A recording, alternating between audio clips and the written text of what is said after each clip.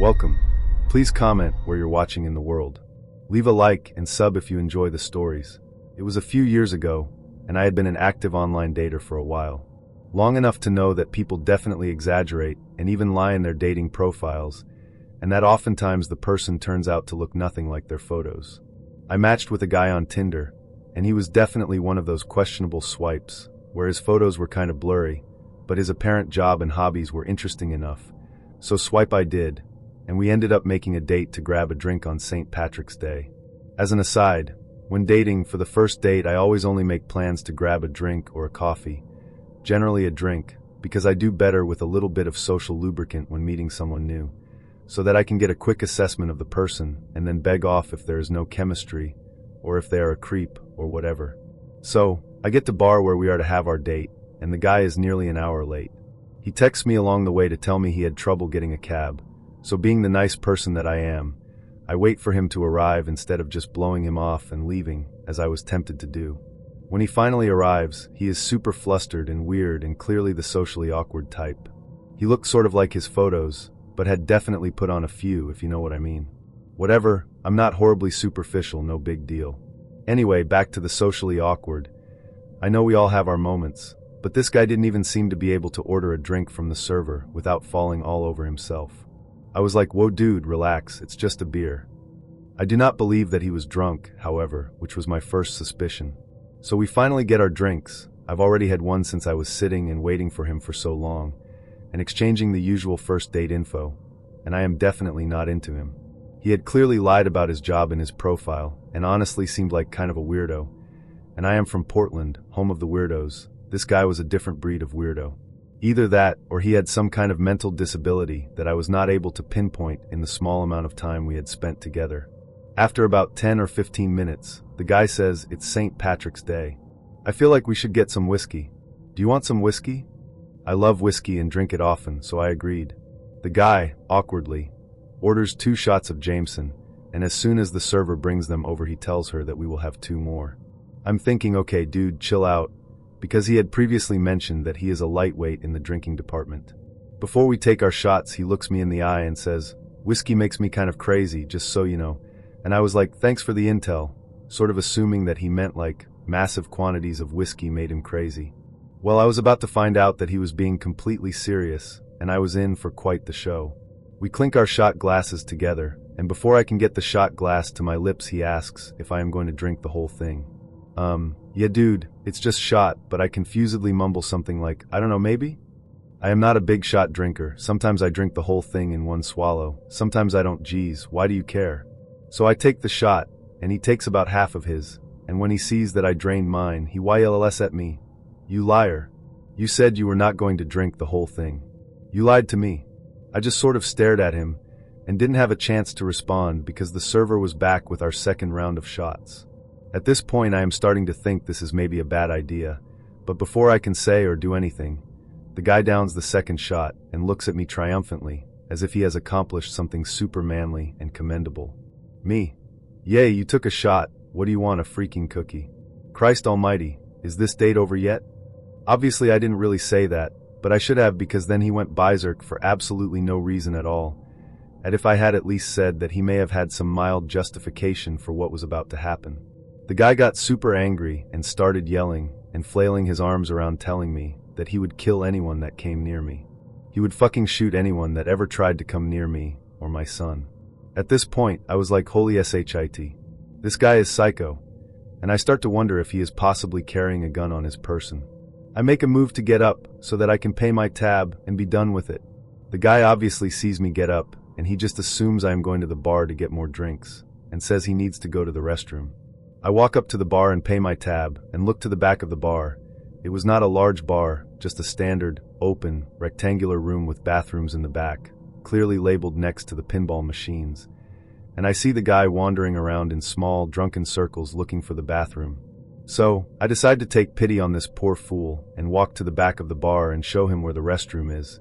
He had used it previously without incident, so I couldn't figure out why finding it again was such an issue. As soon as he gets inside the men's room, I can hear him becoming violently ill, puking his guts out. The people sitting at the bar can hear it and are looking at me like, what the hell is going on? I literally told them, I don't know him. I think he might be crazy. Like really crazy. They continued to look concerned, but went back to their own conversations. At this point, I should have just left, but I waited until the guy came out of the bathroom so that I could say goodbye. He comes out like nothing happened. He acts like a totally different person. All the rage and anger were gone, and just this nice, normal guy comes out speaking in regular tones and sounding not at all like the person that went into that bathroom a few minutes before. I am saying my goodbyes to him, just saying whatever I have to say to get out of this situation immediately, and the dude pops a piece of gum in his mouth, and then grabs me and tries to kiss me. At this point I was really quite glad that I had been doing all those yoga classes, because I practically did a back bend to get my face as far away from his face as possible with him holding on to me. I am not going to kiss you, you gross vomiting crazy person. At this point I actually ran. I full-on ran out the door and started sprinting up the street. The bartender was actually around the corner having a cigarette and asked me as I whizzed past if everything was all right, and I yelled back over my shoulder, "I'm fine. Just running away from that guy." I got into my car and waited to make sure he wasn't following me, and for the adrenaline to subside a bit, and drove home thinking that was the end of that. Inexplicably, that was not the end. The guy ended up texting and calling me incessantly for weeks, asking what he did wrong and begging to see me again. Those calls and messages went unanswered until I finally blocked him in all ways possible, and that was that. I hope I never see him again. I cannot imagine how he did not have any inkling of what went wrong on that date. Wow, writing this has brought back so many memories of other terrible dates. I could write a book, but this was the first one that came to mind. My friends thought I and this lady would be a great match. This happened. It was about 2009 or so. They showed her a picture of me and showed me a picture of her. She was quite attractive with big boobs and birthing hips, which is my fetish, so I was in. I am very tall, muscular, good job, etc., so she was excited. We started talking on the phone, several times, and texting. We agreed to meet for date. She's telling me the whole time how successful and rich she is. She is an executive for a local telecom/internet company. Just got done throwing a big party for 500 people in her backyard, etc. She was very charming, sweet, and nice on the phone. I agreed to meet her during the week after work. I live 90 minutes from her home, so I have conditions. I will need to come to your house, shower, dress, and maybe do laundry because I have to work the next day. She agrees and everything is awesome. We agree to have a barbecue at-home date, where I barbecue steaks and shit, then drink wine, and have a wonderful time together. She thinks me grilling steaks and wine drinking is perfect, and is very excited. My only request is that we don't meet any family members of hers. I get off work and drive to her house, which she just had a party for 500 people. It's in a shitty part of town, and it's a duplex with a small backyard that would not accommodate 500, not even close. I give a deep sigh and step out of my truck. She comes outside with her big boobs and short shorts, waving, so I was thinking this could end well. She has 3 massive pit bulls and a border collie, which want to greet me as well because they are at the gate barking and snarling at me. I don't skip a beat. I open the gate and the dogs are on me like puppies. I love dogs and these dogs love me back, no problem at this point. We greet each other with hugs and she decides to show me how she plays with her dogs. She throws a tennis ball across her muddy backyard and these K9s go rushing for it. The biggest pit bull gets the ball, returns it, and punches me right in balls hard. I'm down. After I recover, I request to take a shower, get cleaned up and change clothes. No problem here. Bathroom was clean. I was quick. Upon entering her mansion, I was floored by the unclean smell of neglected litter boxes. After the shower, I request a beer. She says she's out. I suggest we go to the grocery store and liquor/beer/wine store to prepare for dinner. We travel to get steaks, salad, beer, etc. I buy some nice ribeye steaks, wine, beer. We get home and I start the fire for grilling.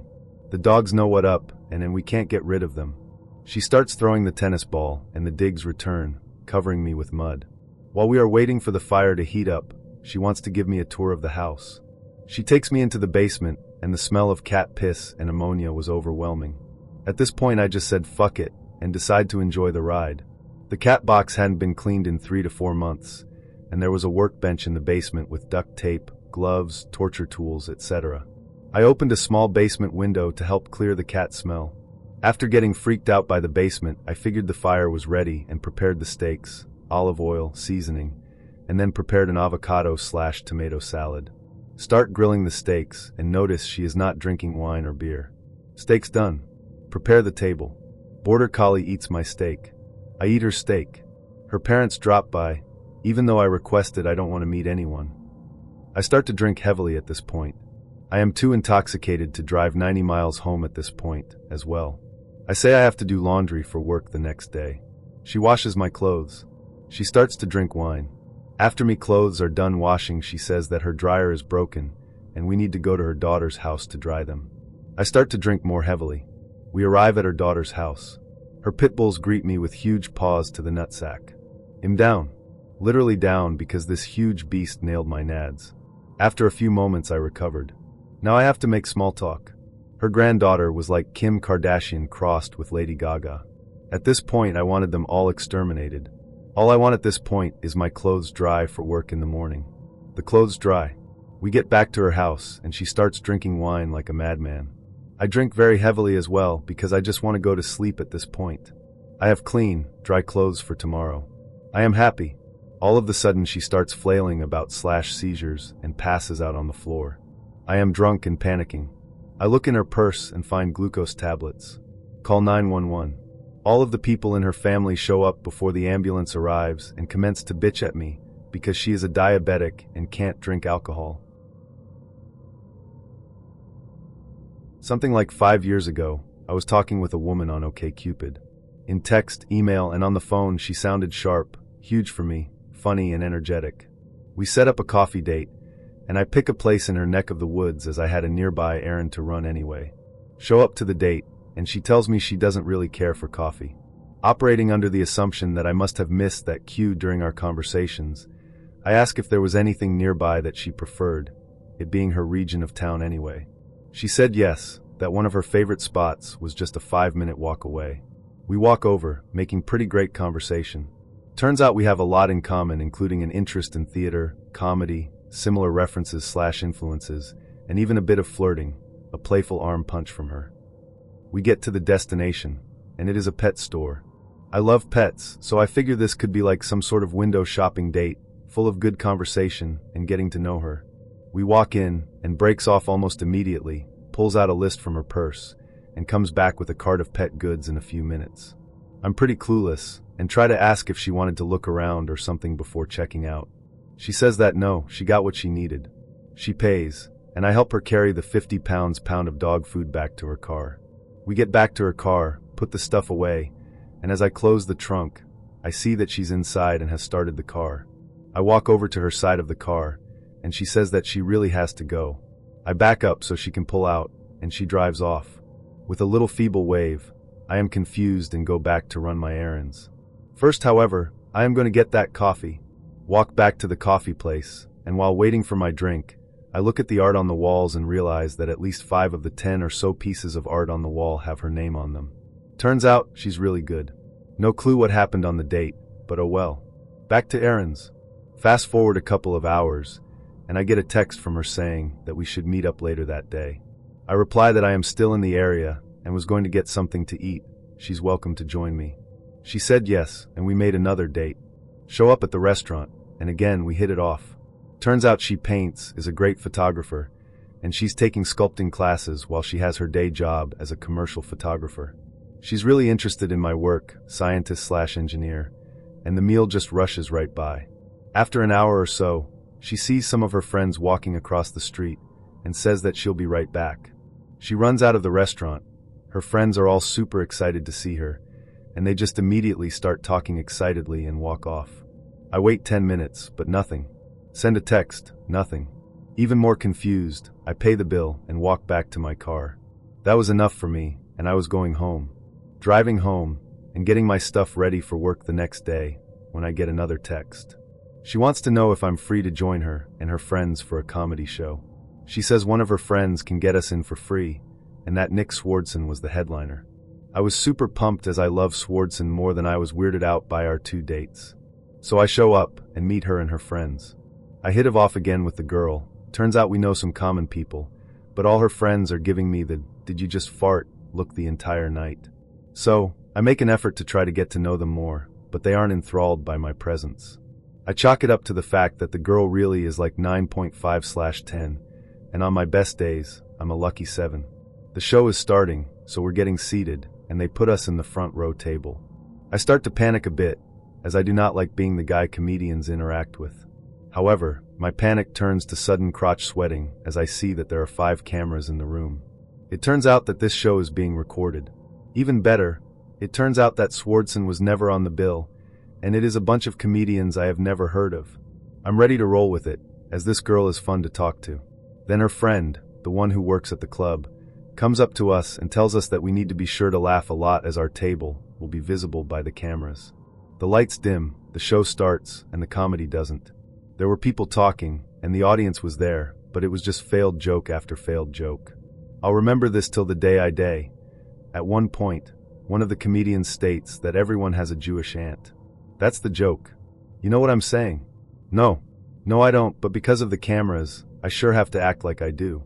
Line after line, comedian after comedian, 3 hours later, my face is just aching from fake smiles.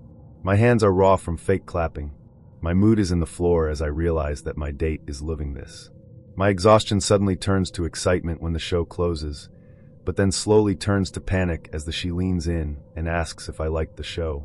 I said that some of the comedians had a few good jokes, trying to be positive. She punched me in the arm again and told me that I was dead wrong. Dead wrong. That show was hilarious. Seeing her laugh at so many terrible jokes just ruined any attraction I had her. I say that it is getting late and I have work tomorrow, so I need to go. She asks if I'll walk her to her car since she parked away from her friends. I say yes, and we walk towards the exit. I walk her to her car, she hugs me, then gives me a slow, deep kiss, and says that she really wishes I understood her better. I was tired. I was exhausted. I wanted to know what the hell was going on.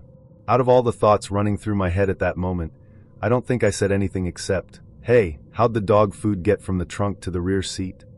She said, and I'll never forget this, "It just does." And she drove off. So, it just does. And it just did. 2 weeks later, I get a phone call from her saying that she saw my profile on OkCupid and thought we should go get some coffee sometime. This probably isn't the worst story in the world, but it still infuriates me. Went out to a famous Hollywood bar and grill. There's your hint, with a girlfriend. I was 21, she was 19. Met 2 guys, one a troll, the other super hot, aged 22. The latter was gorgeous, funny, gregarious, happened to be Hollywood royalty, or rather, the progeny thereof. Blah blah blah, and of course preferred my friend. Spent the next hour or so chatting her up, running his lines, her giggling and tittering all over the place while I sullenly made small talk with the friend. You know that story. Somewhere during the evening, though, he decided to set his sights on me, and young as I was pretty suspicious, realizing he probably saw me as the easier mark. I mean, there was no way a guy like this was going to choose me, 5 feet 2 inches, 10 pounds overweight, relatively attractive, but not overly so, over my friend, a tall willowy blonde who bore a striking resemblance to a then famous young model. So when he asked for my number at the end of the night, I hesitantly gave it to him and assumed I'd never hear from him. Couldn't figure out his play. My friend and I both assumed he was either playing some sort of game to get closer to her, or wanted to fuck me and throw me away. He called the next day and told me he wanted to take me out on a proper date.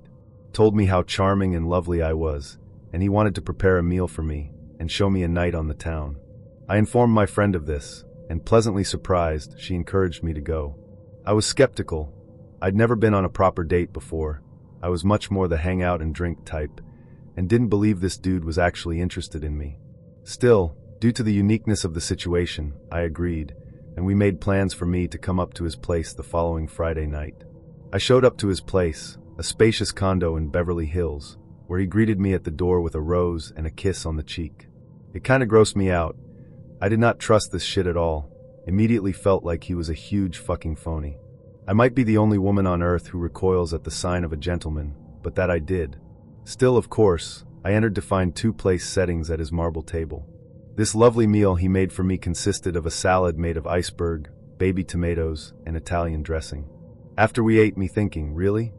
All the while, he suggested we go out for a cocktail. More affectation, more phoniness. What 22-year-old dude on the planet uses the term cocktail? Unless he's trying to seem suave and sophisticated to the rube, he intends to fuck at the end of the night. Again, I was grossed out, but agreed.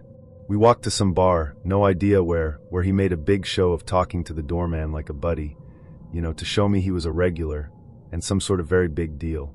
We go in, he orders me a tequila sunrise, himself some sort of whiskey, and we maneuver through the crowd to find a space at the end of the bar.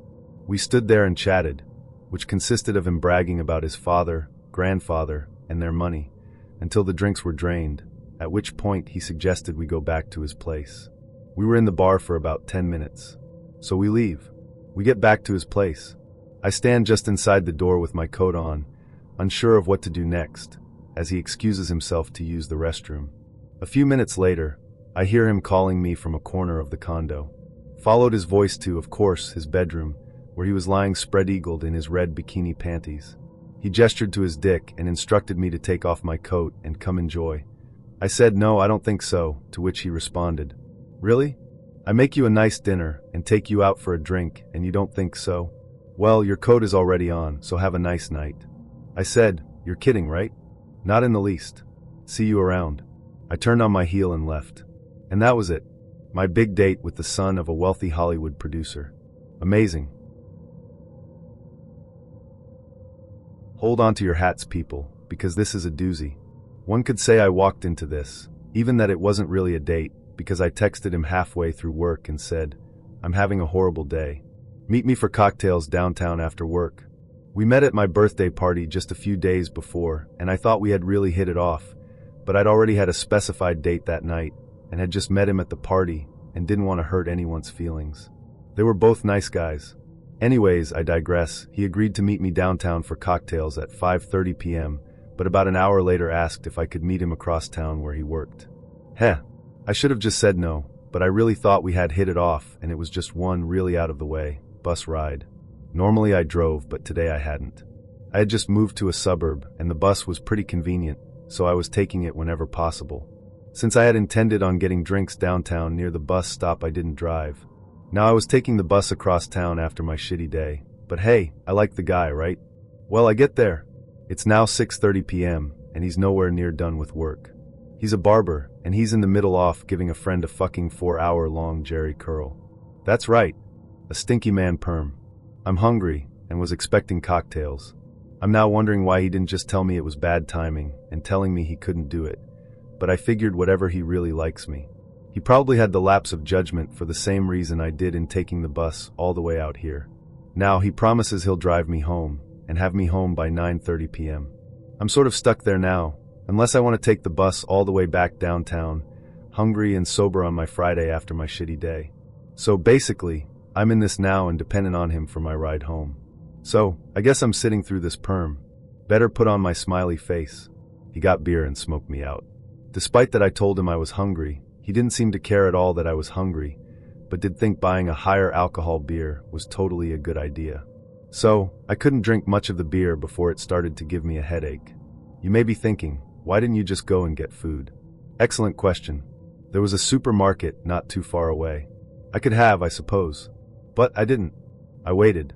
I waited thinking that after the perm was done he'd have the sense to take me to dinner as a sign of appreciation for coming clear across town after a shitty work day and then sitting and waiting at his work, which I was unprepared for, while he finished a perm. So now I'm starving, a little buzzed, and high with a stomach ache, tired, and with a shitty work day behind me, and the perm is fucking finally almost done. But, just when I think things are about to get good, he says to me, "Oh, BTW, I have to help my friend move tonight. You don't mind, do you?" Say what? We're doing what after this? I mean, I'm all buzzed now. I don't want to bus it all the way back downtown, and then all the way an hour home. I'm in my fucking work clothes, and he's roped me into moving his fucking friend. Now, I'm legitimately annoyed, but I'm stuck here. Okay. Where are we moving him to? Tent City. Oh great. We are moving someone to fucking Tent City. For those of you who aren't familiar with the Seattle area, Tent City is essentially a neighborhood of homeless people who were given a designated area to be homeless in. Are you fucking kidding me? But again, I am now stuck in this.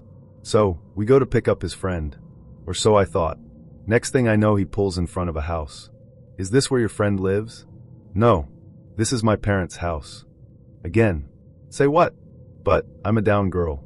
I'm down to meet the parents, even on a first date. Hell, this could be fun, if I wasn't all starving and high, that is. Am I going to meet anyone? Oh no, you won't meet anyone. He proceeds to get out of the car and start moving stuff from the back of his truck into the back of another truck. I didn't bother to ask why or what, but sure as shit a woman, who was obviously his mother, comes out.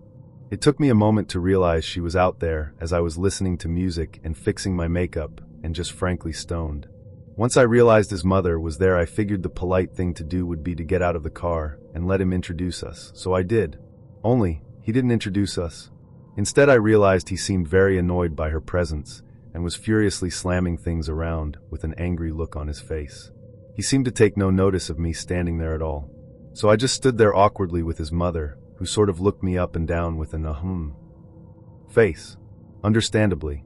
After a few awkward minutes of listening to them bicker back and forth, I introduced myself. She politely shook my hand and said, "Why don't you just take those inside so they don't get rained on?" He says, "Leave me alone, MOM.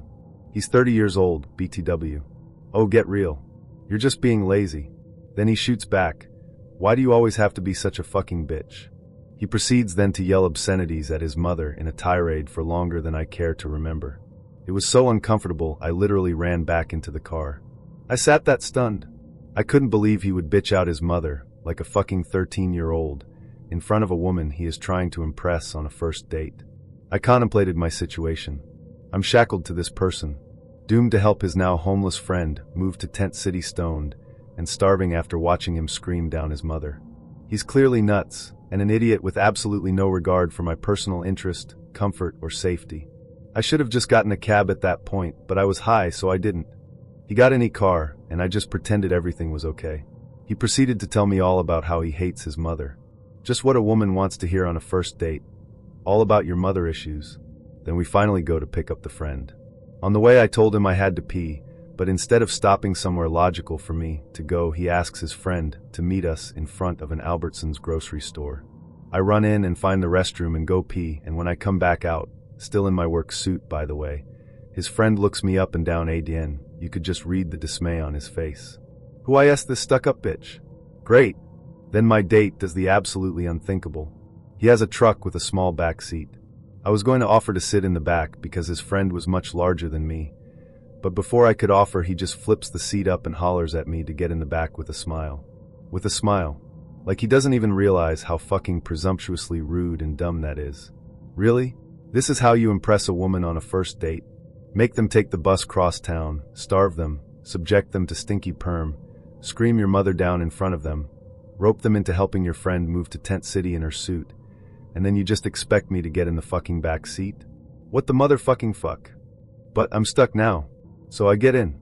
I'm starting to think this guy is so out of touch he may really be dangerous. I'm a little scared. Not to mention it's already 8:45 p.m.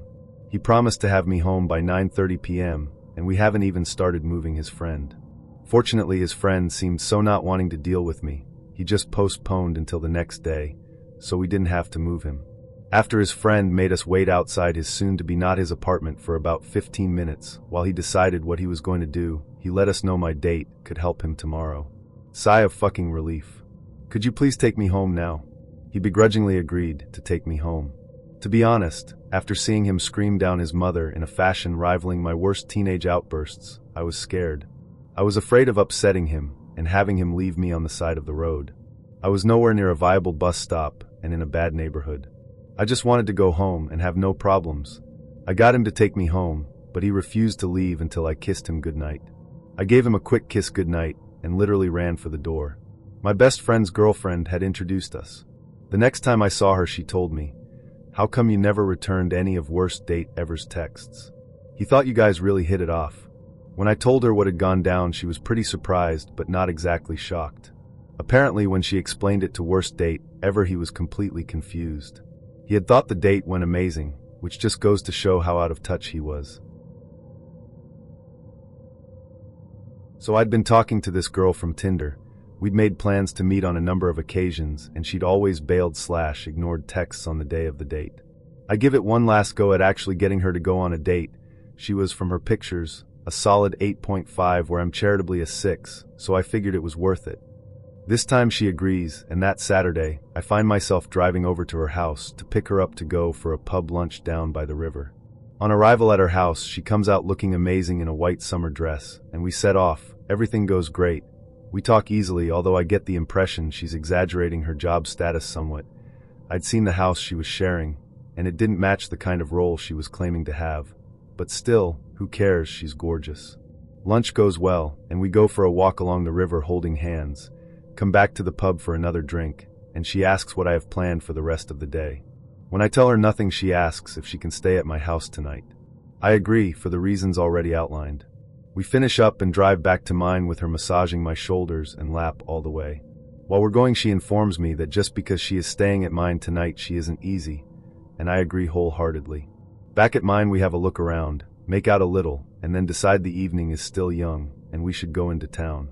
We walk in, and I notice that it's exceptionally hard to walk holding hands with her, as she's always pulling in the wrong direction or adjusting her grip.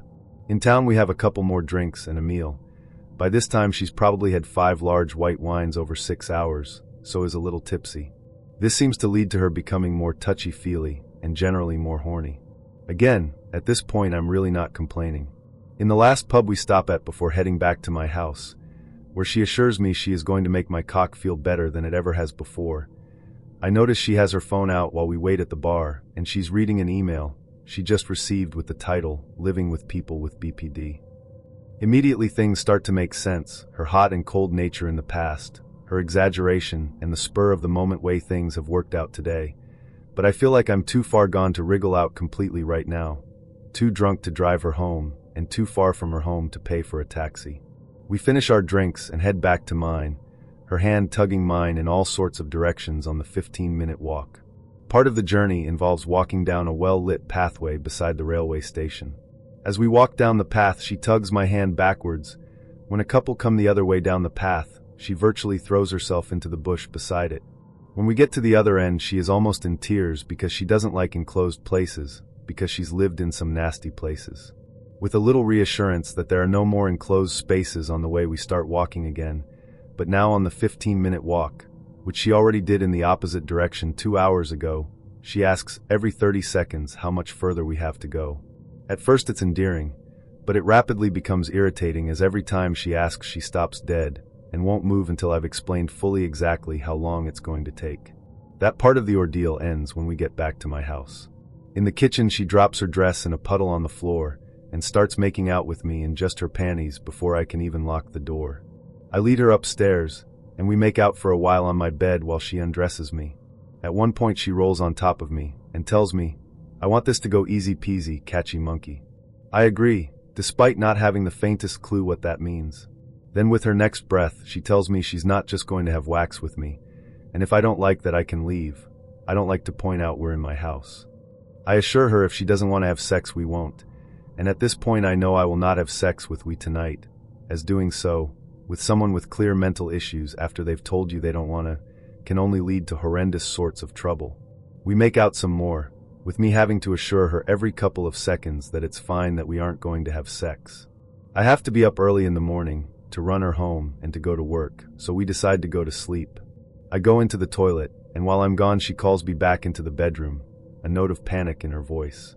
She points at the broken end of a stick deodorant on my side table and accusingly asks me what it is, clearly thinking it's drugs of some sort. It takes a couple of minutes to assure we that isn't the case, and we settle down for a decent night's sleep. Only kidding, no we don't.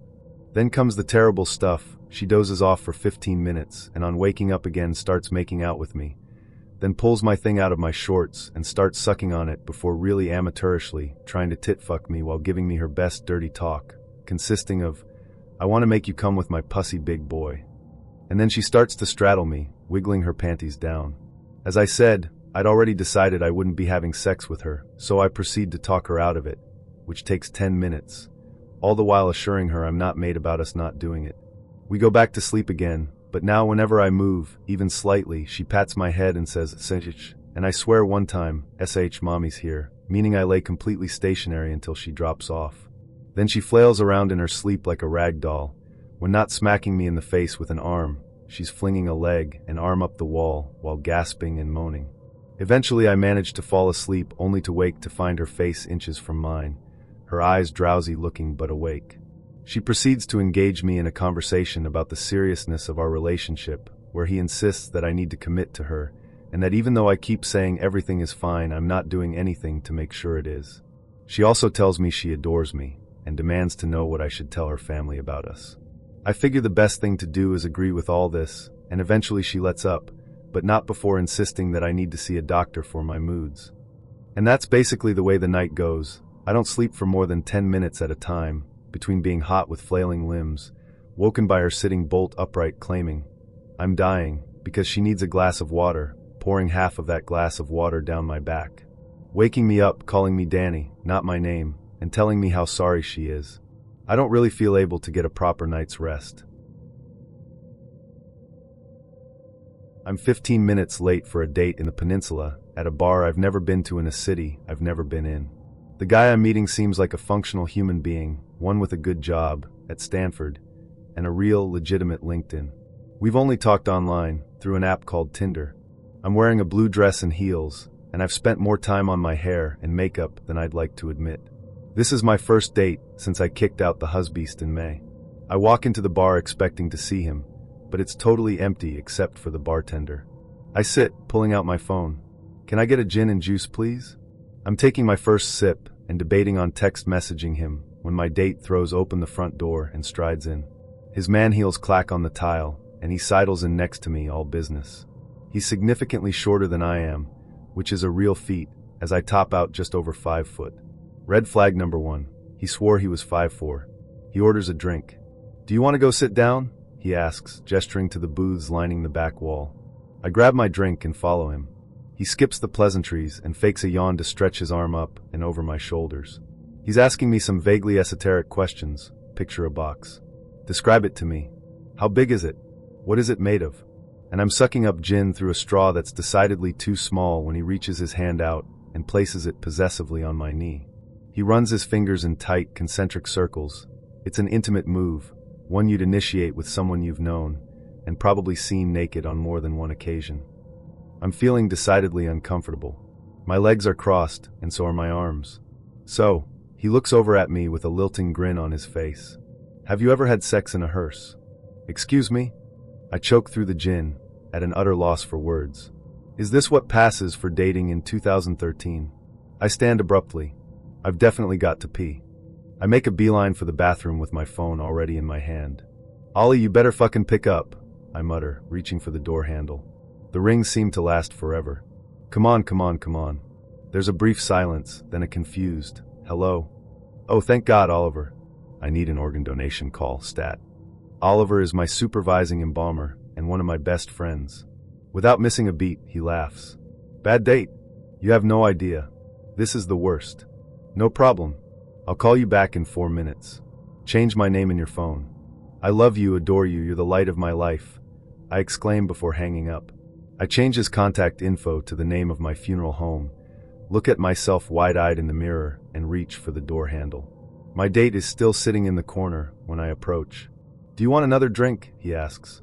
"I'd really like to take you to a private beach around here."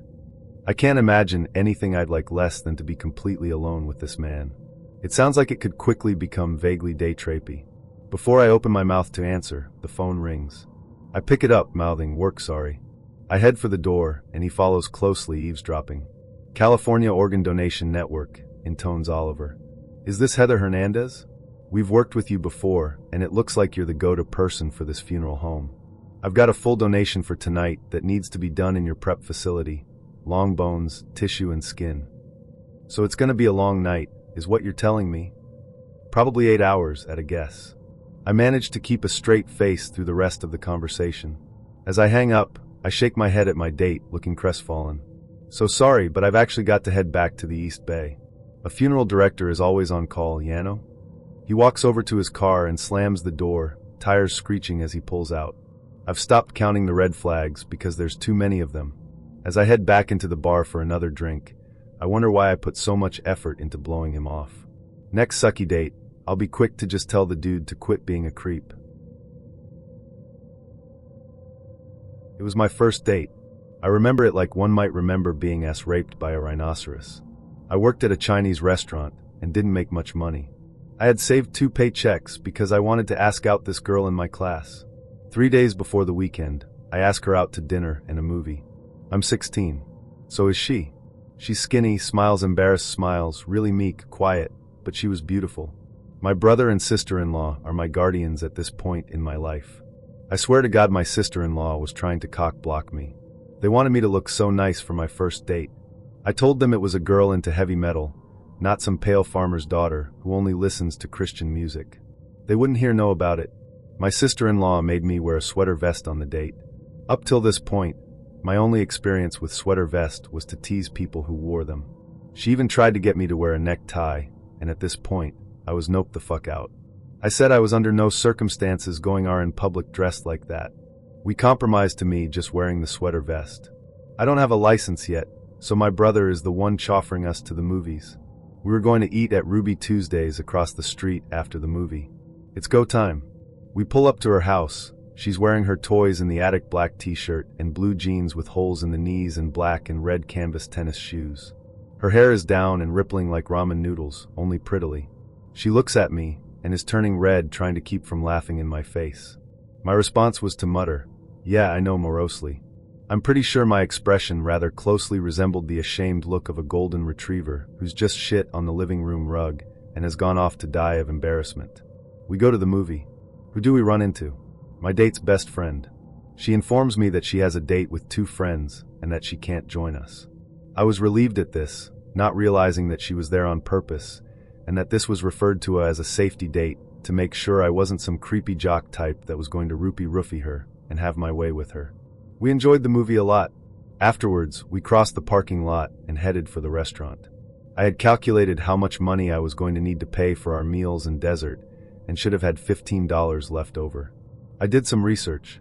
We get over to Ruby Tuesday. We get a table in the corner by the front window and we're talking and joking and making fun of my sweater vest when who shows up out of nowhere? Safety bitch.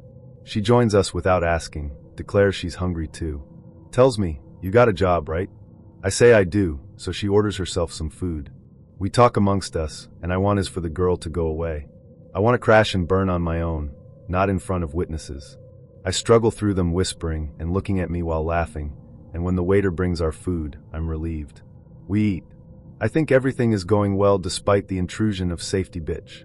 I look at the clock on the wall and realize my brother will be there at any time to pick us up. I make a comment of that. Safety bitch gets up, hugs my date, and says she'll see us at school on Monday. She leaves. We talk for 10 minutes in the restaurant when I see my brother arrive. I call for the check. The waiter brings it, and it's $45. My face goes white. I'm pulling out my wad of cash and counting it out, but I only have $36. I was so embarrassed. My date pulls 20 out of her purse and adds it to my own. We pay and tip and are walking out, not even holding hands. She's laughing at me. I don't know what went wrong. I went through our meals again in my head, plus tax, plus drinks. I couldn't figure out what went wrong. How could this happen? We're riding back to her house, my brother driving. He's doing his best to embarrass me in front of her. She's laughing her ass off at my red-faced look of horror, as nothing is off limits to my brother back then. We drop her off, and she shakes my hand. She shakes my hand. Just shook it like we worked in an office somewhere. I go home with my brother. I don't say a word. He's teasing me still. I get home. My sister-in-law is asking how the date went, but there's like a sly smile on her face. I lie and say fine. I go to my room, change out of the horrid sweater vest, then go to bed. It's 3 a.m, and I can't figure out what went wrong. I'm struggling. I went over the cost of the meals again and again. It didn't make sense. Then I realized why you already realize. Safety bitch left and stuck me with the bill for her meal. It's 3 a.m. I call my date. She's still awake. I tell her that I finally figured out why I didn't have enough for dinner. She's laughing and tells me she already knew why. Her friend had asked to borrow money for dinner, and that was why safety bitch left without paying. But instead of telling me, my date thought it would be fun to watch me squirm. She said she never told me because she wanted to see how long it'd take me to figure out what went wrong. I didn't find it as funny as her. I found out 10 years later that my sister-in-law had been molested as a teen by her date, and she made me wear the sweater vest to guarantee I didn't get lucky. She did indeed sabotage me. My brother, who would have teased me anyway, did it more than usual because his wife, my sister-in-law, made him. She did not want me ruining some young girl's life by having sex as a teenager. Joke's on her. Me and my date ended up fighting over this a few days later, and to get back at her, I fucked her best friend, safety bitch, in the drafting room during shop class. I hate when people interfere in shit that doesn't concern them. My first date at the age of 16. I already went out with a girl before, but since I met her over mutual friends, this was the first time I had to get to know someone by going on a date. She seemed like a nice girl. We both were in our metal/rock music phase, and so had lots to talk and laugh about. One late evening in December, I got a message from her saying that she'd like to meet and drink a beer together. She actually called it a date. It was about -5 to 10 degrees Celsius, already dark. I had no one to drive me there, around 7 kilometers, and public transportation wasn't available at this hour. Like most 16-year-olds, I was naive and typical teenage boy desperate. That said, got some layers of clothing and went out secretly. At the time I arrived at the bar, my nose was near numb, and she was nowhere to be seen. I thought it would be rude to order a drink without her, so I told the waiter and sat down. After the first hour, he made me get out so he could have the seats for paying customers. Another hour later, she arrived by car with a wide and intense grin on her face. She suggested to go to another bar cause the one we were standing in front was too crowded. Since I just wanted to feel my body again, I agreed. After heating up, my mood began to get better, and we ordered our drinks. The conversation was lively, and back then I thought this would work out, and I could enjoy the rest of the night. Oh, I was wrong. Half through the first drink, she told me to go to her place because we could talk better there and her parents aren't home. Even teenage me knew what this means. So another walk, another 5-ish kilometer. After the first, she told me she was cold, so I gave her my coat. Then her neck was cold, so I gave her my scarf, SRSLY. This girl wasn't dressed for the weather. Again, half frozen, we reached her place and went in. As she said, no one else was home, and after some talk about generic stuff, we started to make out. At this point, 16-year-old me would have still called this date an astounding success, but like you may have already guessed, the front door opened in the exact second we were moving over to the giant couch in the living room. She panicked, took me to her room as fast as she could, pushed me in her cramped closet, and told me to hide in there. I swear I don't make this shit up. I only heard pretty loud and aggressive mumbling in there, but her parents seemed to know her plays already, and found me after a mere minute or so. Needless to say, her father kicked me out, literally, while I still heard her mother arguing with the girl about how she girl brings another guy home every other week and she mother wouldn't pay for pregnancy tests anymore. I can't tell you people anymore what bugged me the most. That I couldn't get laid, that I just seemed to be disposable, or that I had to walk all the way home without my jacket or scarf. Another story. So, I went out for drinks with this girl who I've gone out with a bunch. We have a great time, have some beers, eat some nachos, and have a good time. After we finish up at the pub, she suggests we get a bottle of rum and some Slurpees and continue drinking in a local park. It's a nice night and all. Anyways, we drink the rum and hang out. I realize that she's getting pretty drunk and I should probably just walk her home. We weren't all that far from her house. As I am walking her home, we cut through a post-secondary campus and she just has a panic attack, like full-on hyperventilating, an incomprehensible sort of panic attack. I try calming her down. She just keeps screaming at me to fuck off, but I'm not just going to leave her there, so I just sit there next to her. Out of nowhere, she just snaps and screams at me, "Get away from me," and she leaves her purse on the ground and runs away.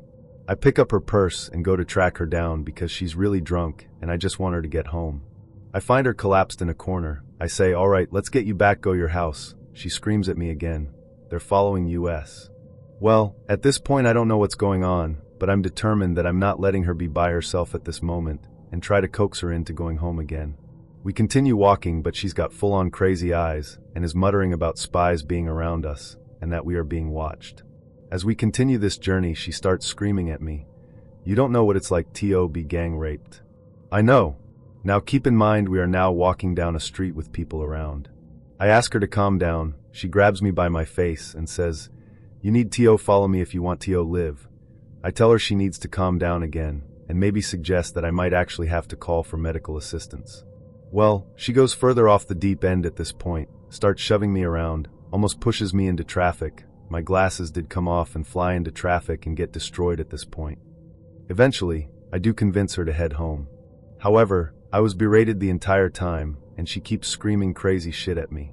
As I am almost at her house, she grabs my face and says, "What's my name?" I respond with her name, and she says, "That's not my name. I am Alexandra Romanoff." "Say it." I don't want to get murdered, so I say her name back, and she keeps making me say her new name. Eventually she grabs my face again and says, "Know my name if you want to live. Live it, breath it, speak it." At this point we are finally at her house. She tells me that I am going to die on my way home, and that it was meant to be. She got into her house. I went home. Story 6. Buddy of mine wanted to get in the game, but is super cheap, so he was using plenty of fish, mistake 1. Connects with a chick who seemed down to clown, so he, mistake 2, invited her to his house. She immediately is upset that he doesn't have Tito's vodka, and that's the only thing she drinks. So she insists they go to the liquor store and get some. Now my buddy is 50-50 that he's going to get robbed, but the other 50% is a good chance of getting laid. So he compromises by telling her to drive and leaves his wallet behind. They get into her car, and there's no seat in the passenger side. She says she has a huge dog, so she took the seat out and just sit in the back. And they head off to the liquor store. During the drive, he comes to the understanding that this woman is drunk. He's still holding out for the sex possibility, though they get to the liquor store, and it's too late, closed. The chick says, "I know a store they're open late, but the liquor stores are all state stores, they all have the same hours." She insists she knows a place, and he's captive in the back seat. She gets on the interstate, and a while goes by in silence, and he eventually asked, "Where are we going?" And she screams in terror. She'd forgotten he was in the back seat. She tells him they're going to the liquor store in a city 30 minutes away. Now he's almost given up on the failing hope of getting some strange, and just wants to live. Asks if they can just go home, and she screams again. Forgot he was in the car again. So he tried to keep a full conversation, going to keep her awake and aware of him, and they eventually get to the destination magic open liquor store. It was closed. She insists it's open and goes to the door and starts pounding on it. Now comes the peanut gallery. Some Mexican guys are sitting in a truck drinking beers and yell at her, "That's closed. You want a beer?" And she starts yelling racial slurs at them, and not even the right ones for Mexicans. Now 3 Mexicans and a drunk/high/bipolar chick are trading profanities. And my buddy finally reached sex chance equals 0% point and just walked away. Turned around the corner and sat down at a bus stop and called me. It's like 1 a.m. on a work night, and I see the call and like, this can't be good. So I drive to get him. He tells me this whole long story that I honestly can't remember half of. It was much worse. Then we drank at his place until dawn and called in sick to work. On top of this story, here is another. Not a date, but rather a girl I was hooking up with at a party. And it's kinda long, but I just think the whole thing was so weird it's worth sharing. We were in her kitchen and we begin to make out, and suddenly she starts talking about how her best friend is totally in love with her, but she keeps kissing me while saying so. Then she elaborates by saying, "Yeah, my best friend is outside in the party," and I'm like, whoa. Well, should we stop? She goes, "No," and I'm kinda uncomfortable anyways because I've been the best friend and I kinda wanna stop. She goes, "No, it's totally fine," and then keeps going on about it.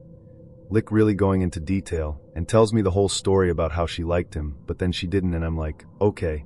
And before I can decide what to do, the best friend walks into the kitchen. He goes, "I'm sorry," and then walks out. Normal, uncomfortable situation, right? Well, this happens at least 3 times. Like, he keeps walking in and going, "Sorry." Dude is clearly drunk at this point. So the 3rd time I'm like, "Nah, dude, you guys clearly need to talk. I'll just be outside, you figure out stuff." And the girl holds my hand and makes me stay, but then starts talking to him, and like, she wants me to be a 3rd neutral party or something. She begins to tell him that she didn't like when he did so, and she asks me, "What do you think?" while holding my arm tightly and not letting me go. I said fuck it and just end up playing along and actively listening to them and trying to help them. I'm a teacher, so I guess I'm good at that. Long story short, I managed to get out of that situation eventually. We go outside, and a few hours later people start leaving, so I go back to her apartment to grab my stuff. Of course, she comes back with me, and now we're all alone in the apartment. We go back to the kitchen and things start getting hot again, when suddenly we hear a knock on the door, and guess whose voice we hear outside? Yeah, of course, her best friend. So I'm like, okay, yeah, no, that's it, bye. And as I'm about to leave, she stomps her feet on top of the couch, putting her leg between me and the door, and asks me, "So what are we?" And I'm like, nothing. We just kissed, and listen, I'm sorry, I just went through a breakup, so I'm not really looking for anything more than that right now. I'm sorry if that disappoints you. And that was true, but also I didn't want to get into that whole mess at all. She goes, but can we still mess around some more? And before I can say anything, the best friend knocks again. So we open the door and he is there, and then he says sorry again, and I say, chill, I'm leaving anyways. And before I can go down the stairs, the girl calls me up and goes, my friend is too drunk. Can you make sure he gets home safe? And since I can't for the life of me say no to that, I end up in a cab with him 5 minutes later. During the trip, he starts telling me how much he loves her, but that she hurt him, and so on and so on. And I can totally understand the guy because, again, I've been in his position, but at this point I just want to get home and forget about the whole mess. But I have to make sure he gets home safe, so we stop in front of his house, and as he is about to leave, he turns around and says, please take good care of her, she is happier with you. He gets off the car and walks off into the night. A month goes by, and I see both the girl and her best friend walking down the street holding hands as a couple. Story 17. I was in my early 20s and nowadays would have not put up with any of the shit I did, lol. He picked me up from my house. I walked out wearing heels, and he made me go back inside and put on flats because apparently I was taller than him with heels on. Nowadays that is when the date would be over for me, lol, but I did it. We drive to the restaurant. It's a casual spot, kind of like a pub, but with fancier food. We sit down and order our drinks, and there's a table next to us of like 6 guys, all wearing jeans and camo or plaid, hillbilly-looking types.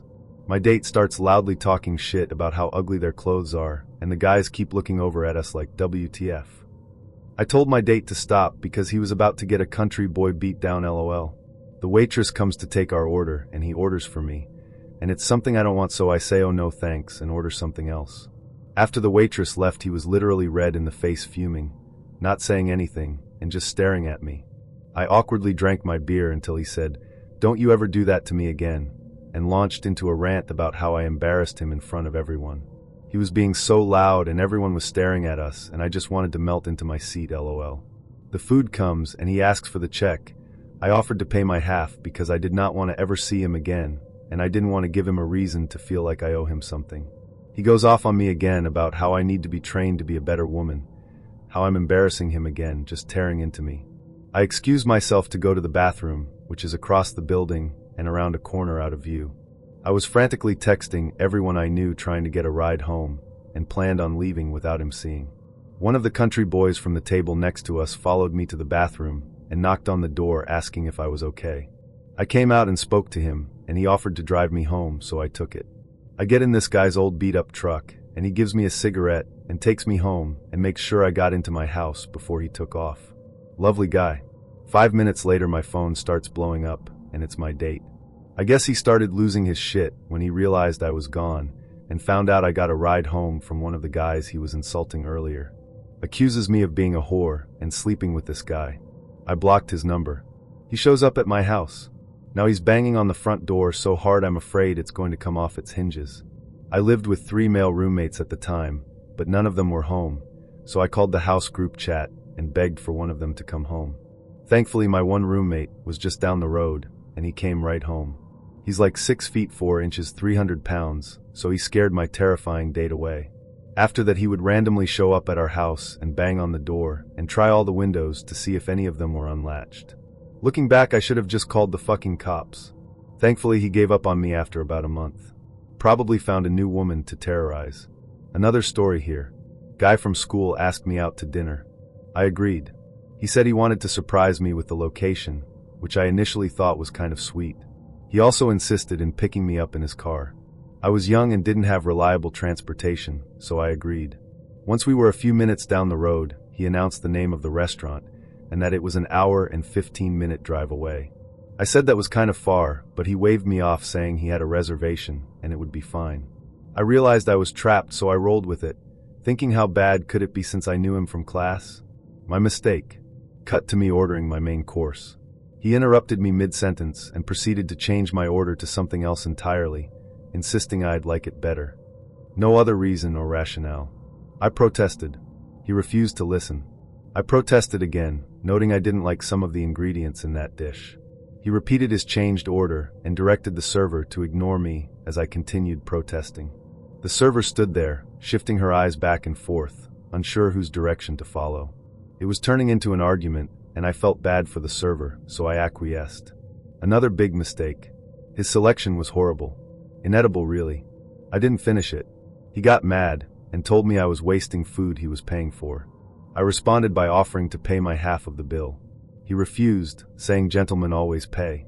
Gentlemen also respect women's meal selections, but whatever, dude. Don't say I didn't offer. So he paid and we leave. He suggested we go see some sights in the area, but I tell him I don't feel well and just want to go home. He huffs but agrees. On the long drive back home, he interrupts the silence by asking, "So how many people have you slept with?" Totally out of the blue, no context or introduction. I was completely caught off guard. After a few moments, I managed to coolly reply that was none of his business. His response? "Oh, you must be a slut then." What? Wow. Just wow. Crickets the rest of the ride back. He asked me out for a second date a few days later. I said I didn't think that was a good idea. His response? "That's okay, I wasn't really interested anyway." He then spent the rest of the semester making snarky comments toward me and talking loudly about other girls he was dating whenever I was within earshot. Fun times. Story 15. Forewarning, this is going to be a long one. So a few years back, I went on a date with a guy I met on Tinder. I know this should have been my first red flag. I was 23 at the time, and he was 22. We had been talking for a while, and he seemed normal enough, so when he asked me on a brunch date, I said yes. He wanted to pick me up, and I stupidly agreed. So it all started off normal. The conversation was okay, and he was nice, but I wasn't really feeling it. Well, come the end of our meal, he says that he has a few more hours before he has to work and wants to keep hanging out. I couldn't come up with a good excuse not to, so instead of taking it back to a house, I suggested I show him around town a little. He was new to the area and said okay. So, after driving around for about an hour and a half, his truck starts overheating. He jumps out and checks under the hood and realizes that he got a hole in his radiator. So we head back to my place, and I told him that he could hang out for a bit and wait for his truck to cool down a bit, so he could get back home, but I had to work on a few things. He comes in, and I offer him a beer since I was going to have one while I worked on painting some cornhole boards for work. I turned on my TV and let him play some music. After I'm working outside for about an hour, I come back inside to find him completely trashed and bawling on my couch. He had finished the rest of the beer in my fridge and helped himself to a bottle of vodka he had found and had almost polished off a brand new bottle. I just froze. I ended up stepping back outside and called my mom to ask for advice. She could hear him wailing and singing at the top of his lungs in the background. I couldn't just send him on his way, as he was way too drunk to drive. So after talking to my mom for a bit, I went inside and told him I had some errands to run and I would drop him off at his place. He asked if he could just hang out at my house while I was gone. I told him hell no, as I actually know this man. So finally I get him to get his shoes on and out of the house, and he said he needs just a minute to say bye to his truck. He then proceeded to talk to his truck for 5 minutes before I could get him in my car. I drive him home with him, insisting on blaring the music as loud as it can go. When we got there, I told him I could stop by before work tomorrow and drive him back to his car. He said okay, but he needs help getting inside. Mind you, this man is like 6 feet 4 inches, and I'm a solid 5 feet 1 inch. So I get out and have to help this man get inside and lay him on his bed.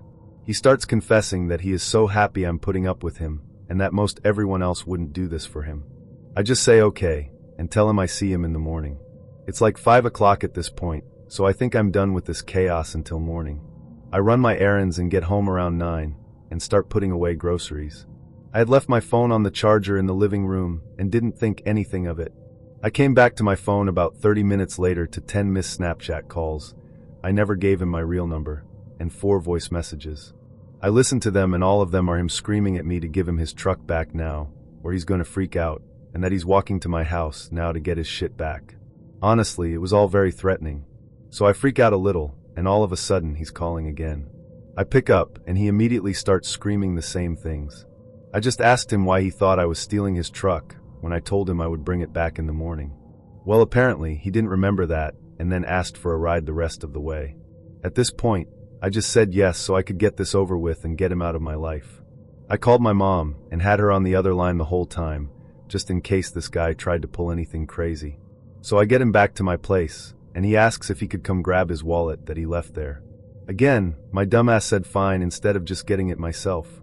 So he comes in and then asks if he can just stay cause he's still drunk. I finally lose my shit. I ask him why the hell he started walking to my house in the first place if he couldn't fucking drive, and what his plan was. His response, I was just going to sleep in my truck. I told him to fuck off, and that I was done, and he and his precious truck needed to get off my property now. He finally leaves, but not before asking for another drink, and me screaming at him to get out. I sit down and just start bawling, praying this was all over, and I would never have to deal with him again. Well, I was so wrong. The next morning my work I relay this to my co-workers, and just ask them to let me know if they see him or his truck hanging around.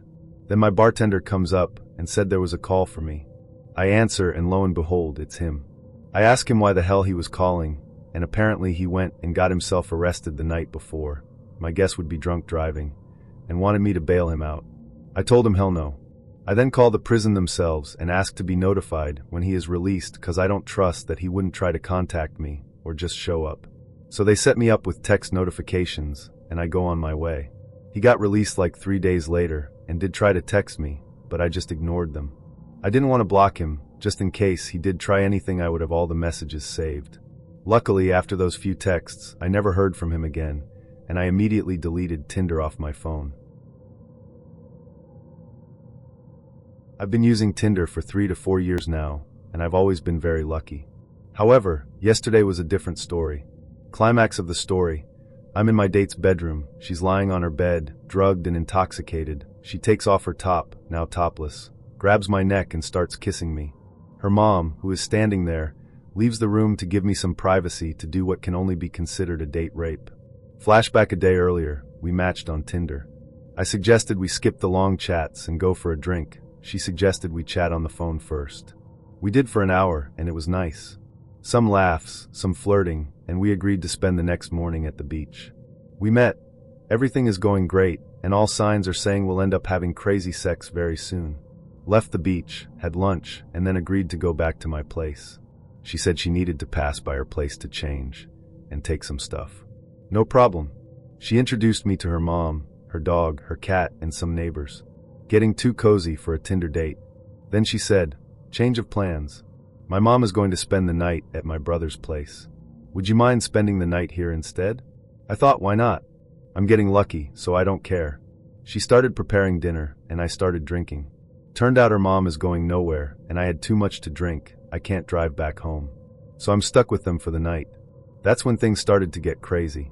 Dinner table had prawns and oysters with bacon, which I hate. So I started eating the prawns when my date offered some oysters. I politely declined and said I was happy with the prawns. She insisted so much it got awkward, so I took it.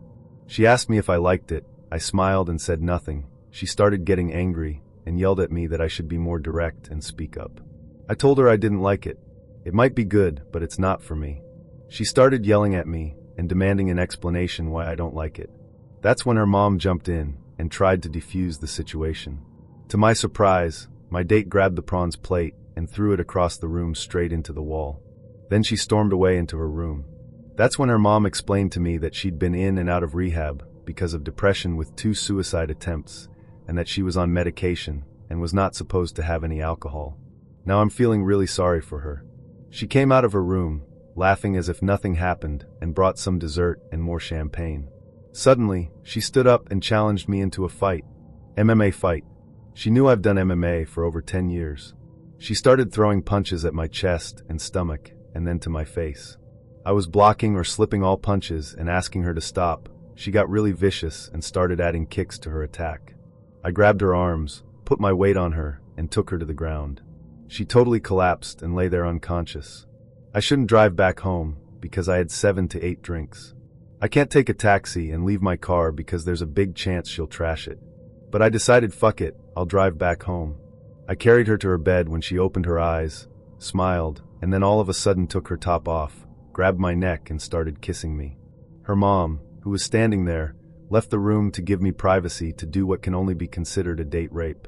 I pushed her away and started walking backwards out of the room when she gave me a final kick to the stomach goodbye. Not crazy enough? I woke up this morning to a few missed calls from my date and a couple of messages with a casual apology and a couple of ideas for our second date. Another bad date story to add.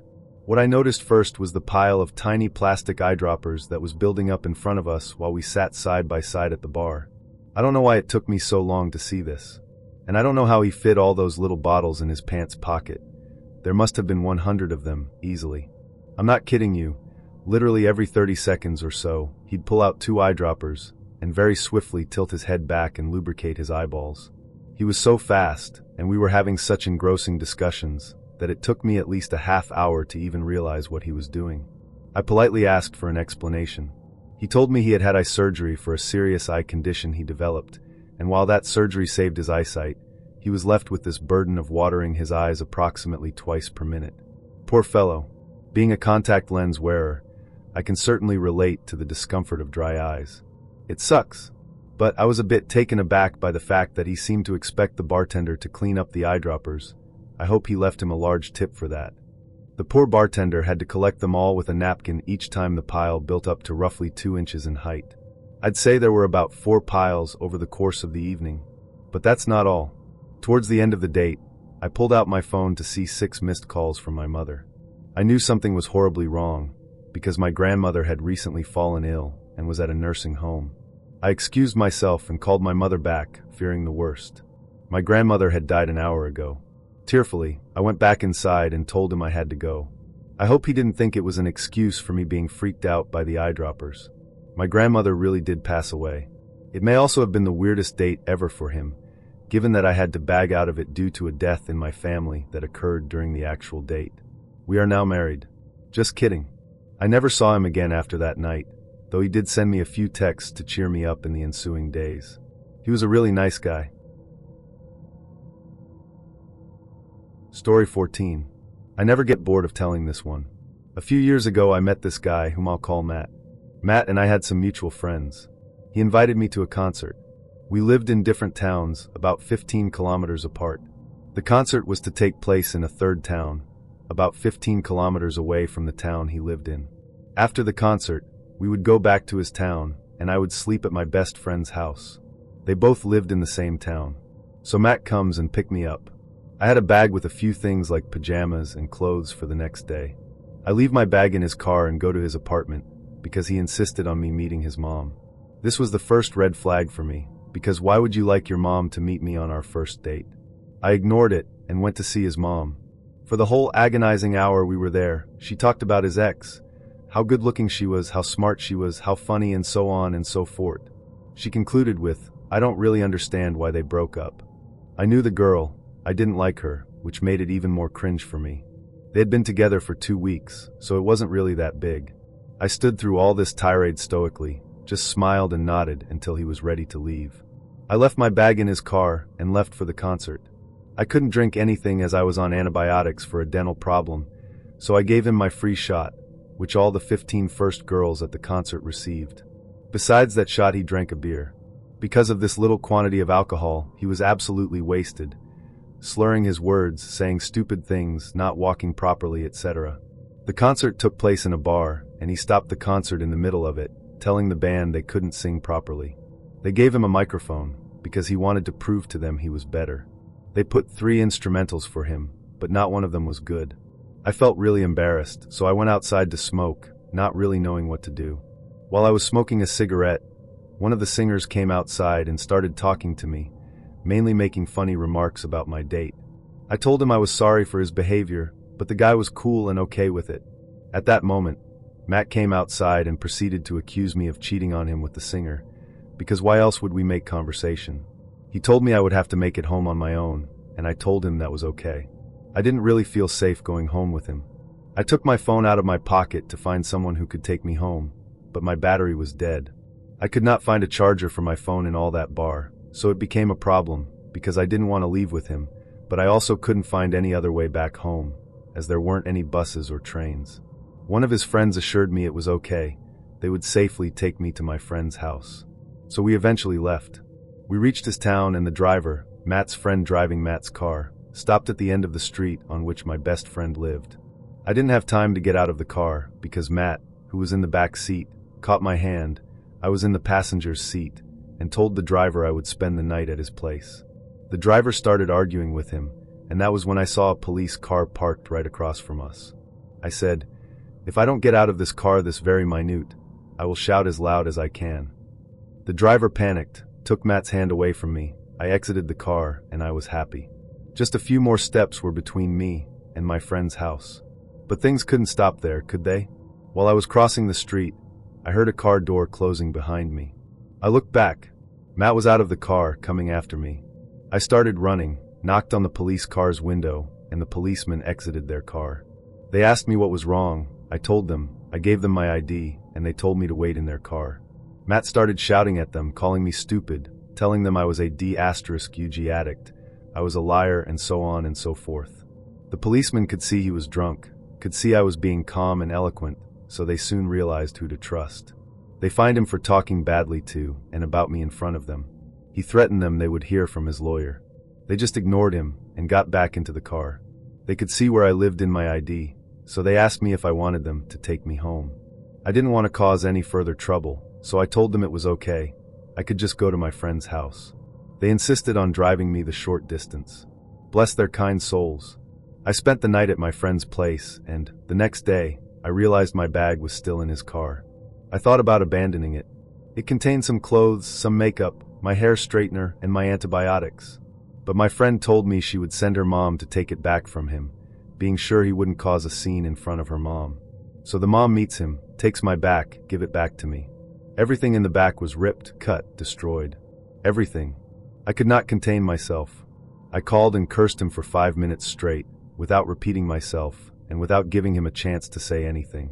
The next day, I heard he had told all his friends that the fine he received was 10 times the amount it actually was. So yeah, none of the other bad dates I ever had beats this one. Story 12. In 2020 I was young and kinda desperate. 17, and just looking for people to hang out with really. So I met this guy on a dating app. He seemed nice enough. Not my type, but had potential for a glow-up, you could say, so it motivated me to give him a chance. He was 22, and I was stupid. It was a hot summer afternoon. I met up with him on a corner between our houses, and we went for a walk. He was friendly, too friendly. And he stunk. He was absolutely fucking rank. Just imagine the worst body odor you've ever smelled in your life, and times that by 3. Now, I was trying to give him a chance, but he was wanting to hold my hand, and all I could think about was how dirty his fingernails were, how greasy his hair was.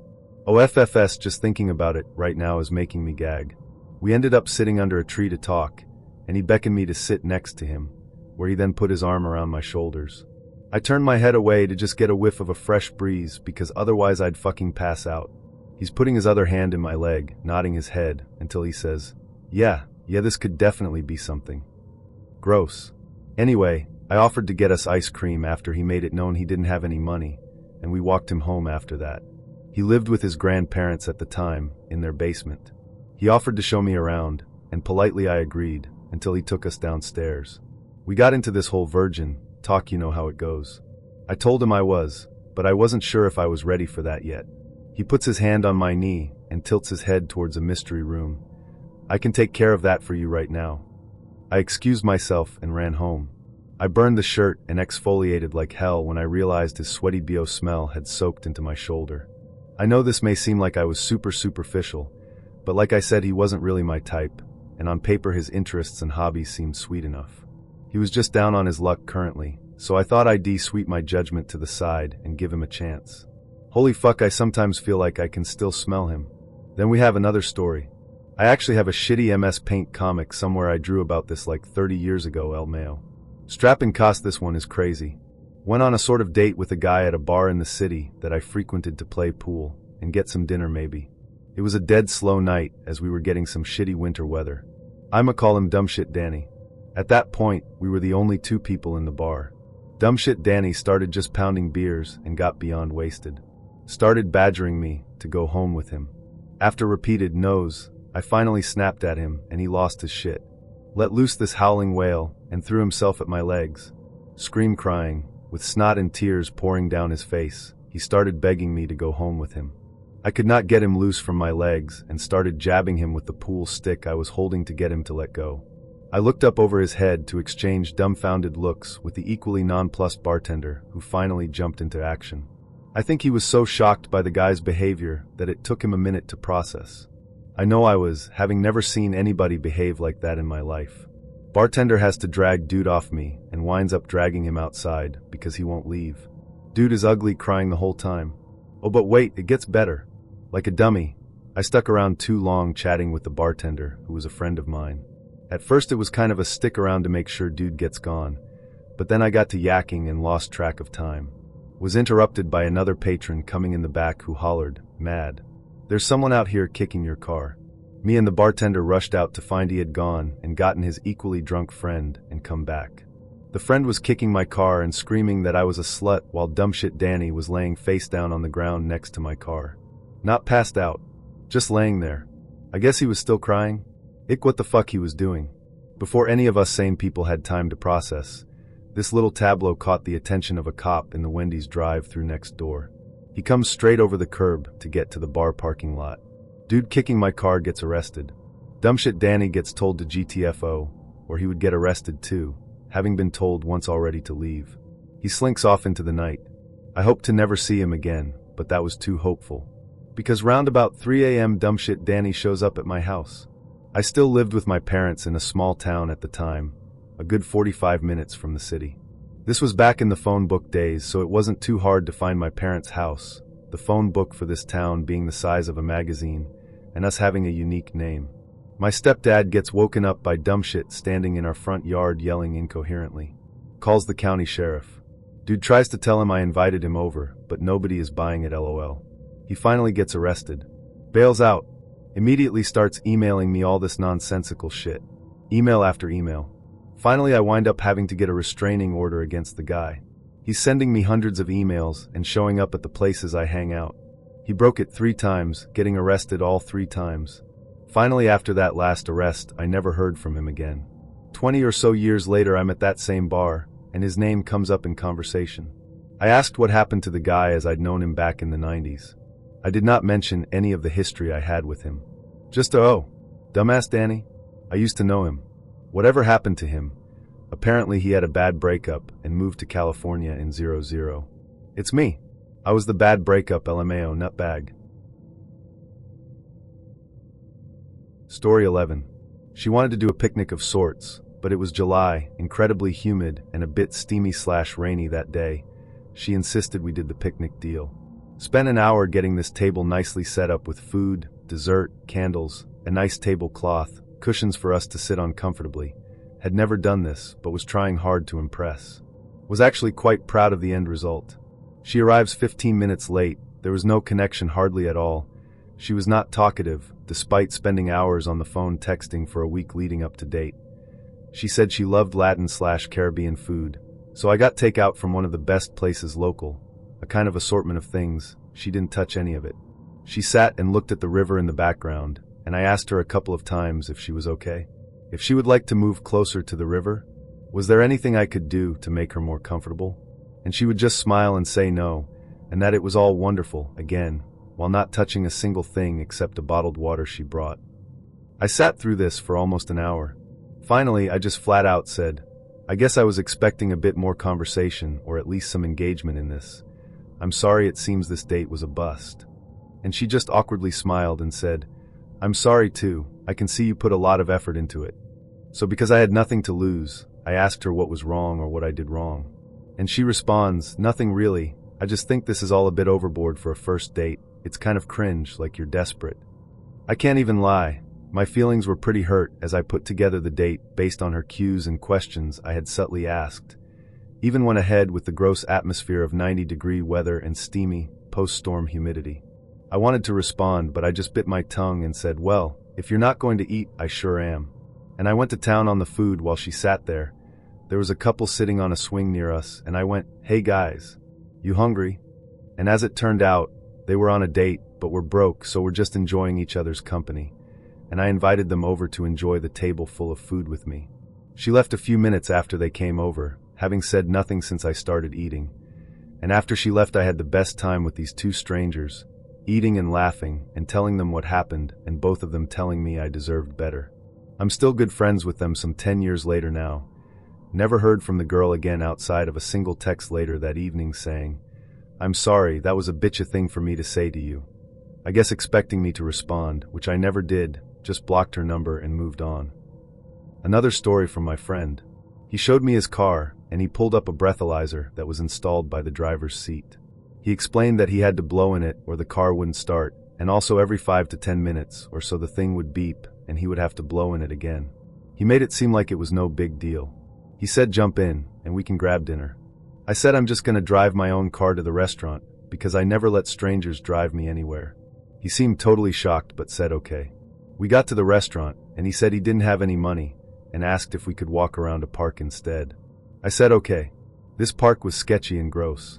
He immediately hiked his leg up really high on a tree like almost doing the splits, and said he had to stretch. He then tried to coax me to walk some isolated trails, and I flat out said no, and that I wasn't comfortable being isolated alone with someone I didn't know. He kept saying, "But you do know me." He then proceeded to talk about a bunch of boring nonsense. He asked if I wanted to go back to his place to have sex. I said no. He then got really annoyed and said he was wasting his time on this pointless date. I said I agree, and I'm leaving. I started walking back to my car, and he said, "Oh, I parked much closer, let me give you a ride back to your car," and he put his arm around me hard and was basically making it so I couldn't get away. I played dumb and said something like, "Wow, you're so strong, do you work out?" Blah blah. He began walking me to his car without letting me move. I decided to play into it and said, "You know that you're holding me against you, I kinda do want to go back to your place." He lit up and said, "Oh yes, we can have so much fun." We got back to his car, and he walked me towards the passenger side. By this point, he had let up a bit thinking I wanted to bang him. My heart started racing, and my head was screaming for me to get away. I felt like if I got in that car I was doomed. Suddenly I said, "OMG, what was that?" pointing behind him. He turned to look, and I fucking Olympic sprinted away. He started to chase me screaming at me, but he was too slow. He ran to get back in his car, and peeled out trying to follow me. I called 911 and hid. I was able to give them his car and plate, and description etc. He didn't try to find me for long. He left the park and raced away. I stayed hidden until the police came. They drove me back to my car and said they would follow up with me, but that he hasn't technically done anything illegal.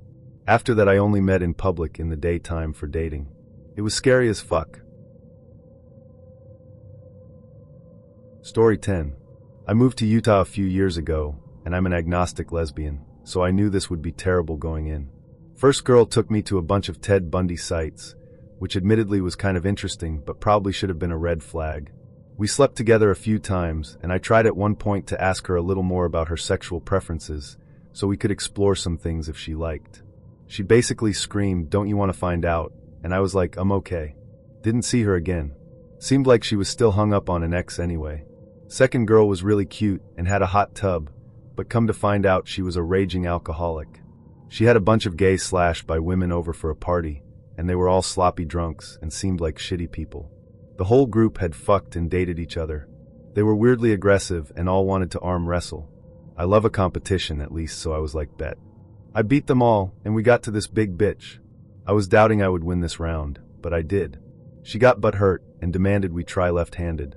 I still beat her, so at least I had that high. I saw her a few more times BC. I was bored and I hate myself, but one morning she called McDonald's and started screaming that she couldn't get chicken nuggies at 9 a.m., and I just couldn't anymore.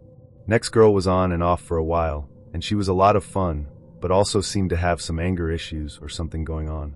She had a dream that we were drinking blood one night and woke up flipping out. I had to sit on the couch and contemplate why I was here in Utah trying to date all these religious trauma girls. She got mad that I didn't reassure her it wasn't real. Why do I need to reassure you that I'm not in a blood cult? Later she started dick riding some guy and told me she had to get plan B and maybe she was bi. Okay, enjoy your journey I guess, but I was past caring at this point, so her jab didn't get a reaction out of me like she wanted. She continued to try to get a rise out of me by mentioning several other partners for the next few months. Finally I went off on her, and she got filed in the blocked section with all the others so I could have blessed peace. I'll gloss over all the girls that think they are poly here, but don't really know what that means. My poly lifestyle died in Utah, BC. Holy hell, it's bad. The last girl I met on Hinge. We went for a short hike and camped for a bit. She was really shy, and I wasn't sure if she even liked me. I cooked shrimp scampi over the fire and massaged her hands BC. They always hurt her. It started getting late, so we packed up. I sliced the shit out of my hands on my knife in the dark and was bleeding everywhere, but I tried to keep cool about it as I drove her back and didn't say anything. BC, I'm in a demonic blood cult and all. I got out to wish her good night. She gave me the shyest and fastest peck on the lips that completely surprised me, and ran so quickly inside that it seemed like she vaporized into thin air. I was left standing there and was like, okay, I guess she likes me. Anyway, we are married now, and if I can find love in this weird-ass state, then so can you. Another story here for you. I was dating someone I went to middle school with and reconnected with after high school. She had been living with a man she was engaged with, but he kicked her out because he got cold feet. So after finding out she was basically sleeping in the park, I just let her come stay with me. She lived with me for about a year, no issues, I thought. I lost my job, and the house I was renting was sold out from under me at around the same time. So we moved in with some of my family. I asked her to get a job to help make ends meet and pay our cell phone bill. I was already working again at this point. She went and got a job and worked for about 2 months before getting fired and not telling me. She then proceeded to have me or my family take her to work every day and pick her up every day. Then she would have a friend pick her up from the parking lot, and she would go sleep around with every guy she knew and make them pay her so she could hide the fact that she wasn't working anymore. Then one day she got dropped off by her ex, the one that kicked her out. She said that they were just friends when I asked her about it. Found out from one of my other friends later that night that he caught them at a movie theater making out, and she promised that she would sleep with him, my friend, if he didn't tell me. Fast forward 2 days after I actually started asking our mutual friends what was up, she had told them all that I was into reclaiming. I am not. So they never bothered to let me know when they caught her sleeping around because they all thought I was into it. I confront her about it. At this point I knew about 8 guys she was sleeping with and wasn't 100% sure about another 4. She threw a fit, started destroying and throwing around furniture, tipped over a fridge, and pulled a TV off of a wall. All while saying if I was a better boyfriend, I would have just let her sit around at home all day, and I would have paid for everything she wouldn't have had to sleep around. I told her to get out of the house until she calmed down, and we could talk about what to do next. When she gets back 2 days later, she stayed with her ex. She decided to throw a brick at my house trying to break windows, but fortunately she wasn't exactly strong enough. My mom pulled up, she was coming over for dinner, and she threw a brick and hit my mom in the chest. So cops were called, she was arrested. We didn't end up pressing charges on the condition that she gets her stuff, leaves, and never comes back on the property. She does, and I'm there along with one of my friends and an officer. The officer asks me to answer a few questions, and my friend watches her, but doesn't know whose stuff is what. So she comes out, throws a box into her ex's car, and takes off. I got back to my room to find that she stole my PS2 and all of my games, stole my wallet, social security card and birth certificate, and she had cut the power cable to my PC while my friend had run to the bathroom. Told the cop who was still there, and he went and found them and took my wallet, social and birth certificate back, but because I had no proof that the PS2 and games were mine, he couldn't do anything about those. I decided to stay single for about a year after that, but when I go to re-enter the dating pool, I come to find out that she had been dragging my name through the mud at every bar, club, and venue I frequented while we had been together. According to her, I beat her, threw her out without cause, stole her money, attacked her, destroyed all of her things before she could pick them up, ECT. She also did this to 6 of the guys I had contacted and confirmed that she was sleeping with. And even now, 10 years later, I occasionally go on dates, and someone will say, oh wait, you're that guy who beat, and our his GF a few years ago. Worked out after she was gone that she had ultimately been sleeping with 16 different men, who all thought they were exclusive. And she scammed all of them and myself into paying her way for a while there. I would tell you all her names so you can avoid her, but I found out from her mom late last year that she had voluntarily entered treatment for schizophrenia and pathological lying, and I really hope she gets better. Story 9. I have a few of these stories. 1. A girl messaged me about 6 months ago. She had a decent profile, mentioning going to film school in NYC, along with a love for comics. I was intrigued. Beyond that, she was really cute and 5 feet 7 inches, which was perfect for a 6 feet 4 inches man such as myself. After a few messages back and forth, I asked her out on a date, in which she mentioned she was nervous about meeting in person. The fears were completely reasonable. She had a friend who had a terrible experience with online dating, taking to a guy who ended up being a 40-year-old man that sent fake pictures. I agreed that we can text for a few weeks until she was comfortable. Once she became comfortable, she asked to meet at a public place, just in case I was not who my profile said I was. When we met, she was easily 40 pounds heavier than her pictures, about 3 to 4 inches shorter, and that was only the beginning of the lies. She was not currently going to film school, but instead planned on going once she finished community college. Furthermore, at 23 she had been in community college since she was 18, and it wasn't because she was working during this time to afford it. She was currently living with her parents, and was unable to drive to the date. Her parents had to drive her. After the date, she continued to message me for 2 months, and is the reason I now only give out a Google Voice number to my dates. Understandably, there is nothing wrong with going back to school or even living with your parents during a hard time. This, however, was not the case. She was neither looking for work nor had immediate plans to move on with her life. 2.1 of my dates knew they had Scrabble at this bar and decided to play board games there. She was so into the game that she had not interest in talking and getting to know each other, just play Scrabble. The game went on forever, and I seriously just wanted to go home by the end of the night. Sure, Scrabble may be fun for some people, but not on a first date at Prohibition Bar, especially when you refuse to talk between turns. Afterwards, she talked about how she cuts her own hair, her daddy issues, and how she sees a psychiatrist for image issues. 3. I am at a wine bar with a date. We are having a good conversation, and the date was going decently, not bad, not great. After a drink, she starts slurring her speech a bit, and then says, "Can I ask you a serious question? Are you gay?" After explaining that I am not even bisexual, she then say, "Well, I am not that into metrosexual men." This girl proceeded to message me 5 more times on OKC to see if we can hang out as friends. 4. And my favorite, my first date on OKC got drunk and vomited at a bar.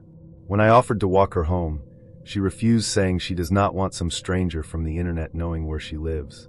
I even offered to walk her a few blocks from her place, in which she still refused. I am not going to leave some drunk girl, no matter how obnoxious, stranded in the middle of downtown SJ, so I just walk around town with her for 3 hours. During that time, she talked about her pet rats and her scoliosis. After she sobered up, I let her drive home, in which she then texted me the next day to say, I did not feel a romantic connection. 5. Story from a friend. Lovely young lady, attractive, funny, and loved the same movies I do. She had a sort of free-spirited thing about life that at times my structured engineer self can't wrap my head around. Though I figured, what the hell, let's meet for drinks and see. I meet her a couple blocks from the bar, as we both live walking distance. She's giggling and silly almost from second one. She then proceeds to tell me about a huge bowl her roommate and her smoked before heading out. Now, I have no opinion on the substance. I tried it, didn't like it, think within limits it being legal is fine. That's not the issue. It would be like showing up drunk to a date in my mind. We get drinks and she's starving, checking all the stereotype boxes. Gets more food than her slim frame can handle, and we chat. It's really hard to talk to her. Have you ever tried to talk to someone stoned when you are sober? She claims she's fine, but she does it almost every day, and someone better accept that. The date goes on longer than it should because she got 2 full meals, and because I'm a sucker for conversation that, while interesting, I know won't lead anywhere. We part ways and I exchange a nice hug. Within 2 minutes I get a text saying I'm too dull and boring and need to loosen up. Well, I am an engineer, and I'll admit I'm a tad structured, but really? I politely told her showing up high to a date was immature. She freaked out, name-calling, saying how I'm a loser. Yes, the loser with multiple graduate degrees making $85K a year at a Fortune 500, and you move from random artsy job to artsy job. I'm too lame for her, and oh, my nose is ugly. Hey, I can't change my genetics for having a big nose. Which the last 2 women I dated, who were great looking, seemed to think was masculine. Story 7. I have a couple of stories. First was the time when I was trying to meet up with a 24-year-old woman, and instead, there was a 40-plus-year-old man. His logic was that since you already came here, you'd want to hang out anyway. Except I didn't. I left quite rudely. Then there have been the constant times gay men have sent me very vulgar messages, talking about how they would pleasure me, and some of them actually made me feel physically ill because of the descriptions. This is very odd, considering I always advertise I am a straight male, but apparently to some guys, straight means in the closet. Let's see, what else? Oh, there was the date with literally the most boring woman on the planet, who also lied about her looks. When I met up with her, not only was she a little bit hard to look at, a lot of wrinkles for a 30-year-old, but she was literally so boring. She literally had nothing to say about herself aside from, I like to read, and I sometimes drink wine. She mostly wanted me to constantly talk about myself, but I needed some form of response from her aside from practically blank stares. Then there was the woman who was quite clearly not from the US and, well, this one was a bit odd. She sent a picture of her hair, saying she took it last week, and when I showed her that the picture was from 2001 and plastered all over Google, she insisted it was her hair. She kept trying to have me call her and gave me, for different phone numbers. She kept insisting on a meet up, and despite me saying, no, you have not been truthful, I do not want to meet up, she kept thinking I wanted to. I'm not entirely certain what her motive was, but I'm glad I never met up. Then there was the time I met up with this blonde woman. We decided to go to dinner, and literally within the first minute of us sitting down, she pulls out her phone and starts talking to a friend. For nearly 10 minutes this happens until she stupidly said, yeah, I'm on a date with this loser. I'm gonna make it seem like I'm gonna let him have me, but just use him for a free meal. Honestly, who the hell admits that on a phone conversation during the date? When I got up to leave, she got a little pissy, until I quoted exactly what she said. That's when she turned rather red, starting to yell how I shouldn't eavesdrop on people's phone conversations. I simply left. I should also mention I picked her up. She didn't have a car with her. Another story to share. 2 years and 2 states later, I'm still a little hesitant about posting this date. Wait, I'm getting ahead of myself. I don't understand why anyone posts decade-old profile photos. I'm a curvy girl. If a guy isn't into that, I'd much rather he politely ignore my first contact email than do a disgusted double take when he first sees me. Gentlemen, it doesn't matter how good you looked 10 years ago when you had more hair and less belly. If your photo is so out of date a woman can't recognize you, I promise there is no hope she will look past your flabby exterior and see the shining human being within. Instead, she's going to take one look at you and assume everything you've told her is a lie. Don't be that guy. Officer Creepy was succinct, flattering, and interested in meeting over dinner, his treat. At the time, I thought any excuse to visit one of Bardstown Road's tastier houses of meaty delights was a good one, so I agreed to meet him on a nice, unromantic Tuesday. Based on his profile, I expected a slightly straight-lacked, pleasantly plump, curly-haired man 8 to 10 years my senior. When I showed up, the restaurant was full of the usual Bardstown Road crowd of hipsters on dates, young professionals out for a night of adventure, and cheerful tables full of heavily tattooed and pierced people who work on the strip. I took a seat by the bar and let the waitress know if I was here for a first date. If he stood me up, I'd order some empanadas to take home. Internet date? She leaned in conspiratorially. Is there a special rescue signal I should know about? This is one of the reasons I loved first dates on Bardstown. I grinned and gave her the Vulcan, live long and prosper salute. Suddenly, a hand clapped on my shoulder. Let's take this outside. The bald, jolly stranger behind me was older than my father. Excuse me? Chris Rachel and I will take a large carafe of sangria and a table outside, he told the waitress. Story 6. Buddy of mine wanted to get in the game, but is super cheap, so he was using plenty of fish, mistake 1. Connects with a chick who seemed down to clown, so he, mistake 2, invited her to his house. She immediately is upset that he doesn't have Tito's vodka, and that's the only thing she drinks. So she insists they go to the liquor store and get some. Now my buddy is 50-50 that he's going to get robbed, but the other 50% is a good chance of getting laid. So he compromises by telling her to drive and leaves his wallet behind. They get into her car, and there's no seat in the passenger side. She says she has a huge dog, so she took the seat out and just sit in the back. And they head off to the liquor store. During the drive, he comes to the understanding that this woman is drunk. He's still holding out for the sex possibility, though they get to the liquor store, and it's too late, closed. The chick says, I know a store they're open late, but the liquor stores are all state stores, they all have the same hours. She insists she knows a place, and he's captive in the back seat. She gets on the interstate, and a while goes by in silence, and he eventually asked, where are we going? And she screams in terror. She'd forgotten he was in the back seat. She tells him they're going to the liquor store in a city 30 minutes away. Now he's almost given up on the failing hope of getting some strange, and just wants to live. Asks if they can just go home, and she screams again.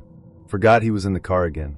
So he tried to keep a full conversation, going to keep her awake and aware of him, and they eventually get to the destination magic open liquor store. It was closed. She insists it's open and goes to the door and starts pounding on it. Now comes the peanut gallery. Some Mexican guys are sitting in a truck drinking beers and yell at her, "That's closed. You want a beer?" And she starts yelling racial slurs at them, and not even the right ones for Mexicans. Now 3 Mexicans and a drunk/high/bipolar chick are trading profanities. And my buddy finally reached sex chance equals 0% point and just walked away. Turned around the corner and sat down at a bus stop and called me. It's like 1 a.m. on a work night, and I see the call and like, this can't be good. So I drive to get him. He tells me this whole long story that I honestly can't remember half of. It was much worse. Then we drank at his place until dawn and called in sick to work. On top of this story, here is another.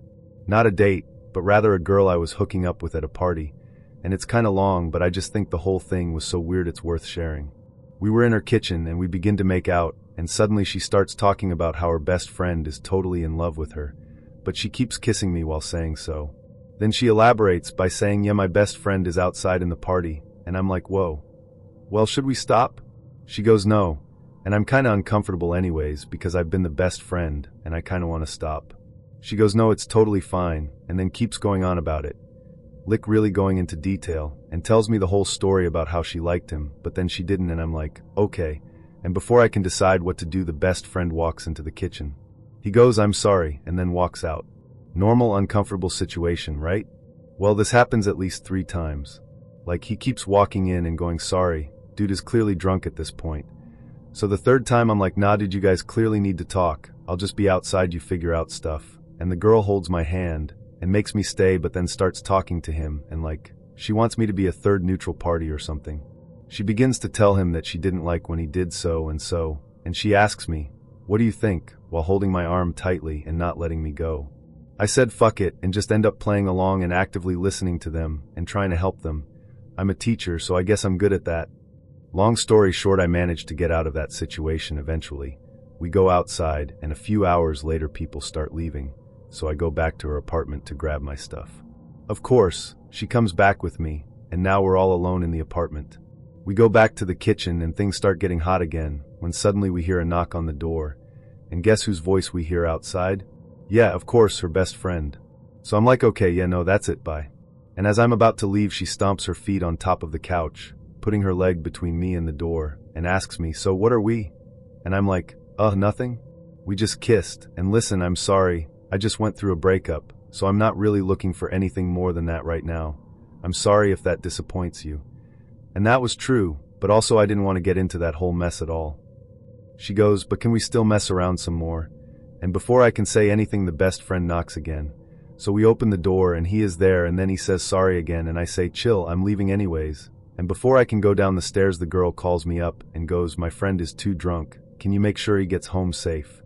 And since I can't for the life of me say no to that, I end up in a cab with him 5 minutes later. During the trip, he starts telling me how much he loves her, but that she hurt him, and so on and so on. And I can totally understand the guy because, again, I've been in his position, but at this point I just want to get home and forget about the whole mess. But I have to make sure he gets home safe, so we stop in front of his house, and as he is about to leave, he turns around and says, "Please take good care of her, she is happier with you." He gets off the car and walks off into the night. A month goes by, and I see both the girl and her best friend walking down the street holding hands as a couple. Story 5. Well, it wasn't so much that she wanted to do what I now know as the daddy/little girl game, and that she actually literally identified as a 4-year-old, age play I think they call it, or that she was clearly still obsessed with her ex, or that after all this coming out on the 2nd date, she proceeded to divulge that she had been raped many, many times. In graphic detail.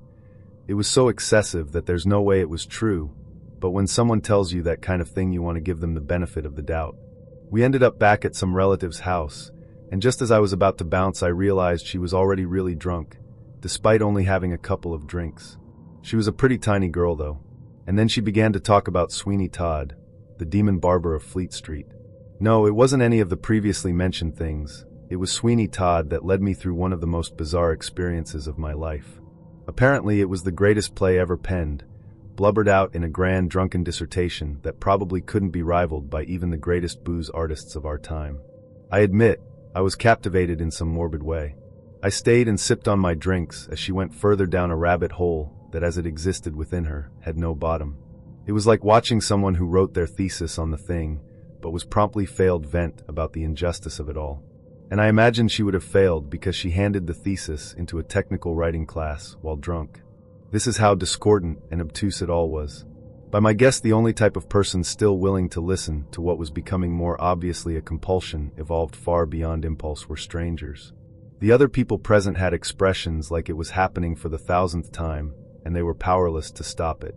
And I was powerless to look away. Such a passionate, fervent, elaborate, and frenzied car crash. Then she started singing.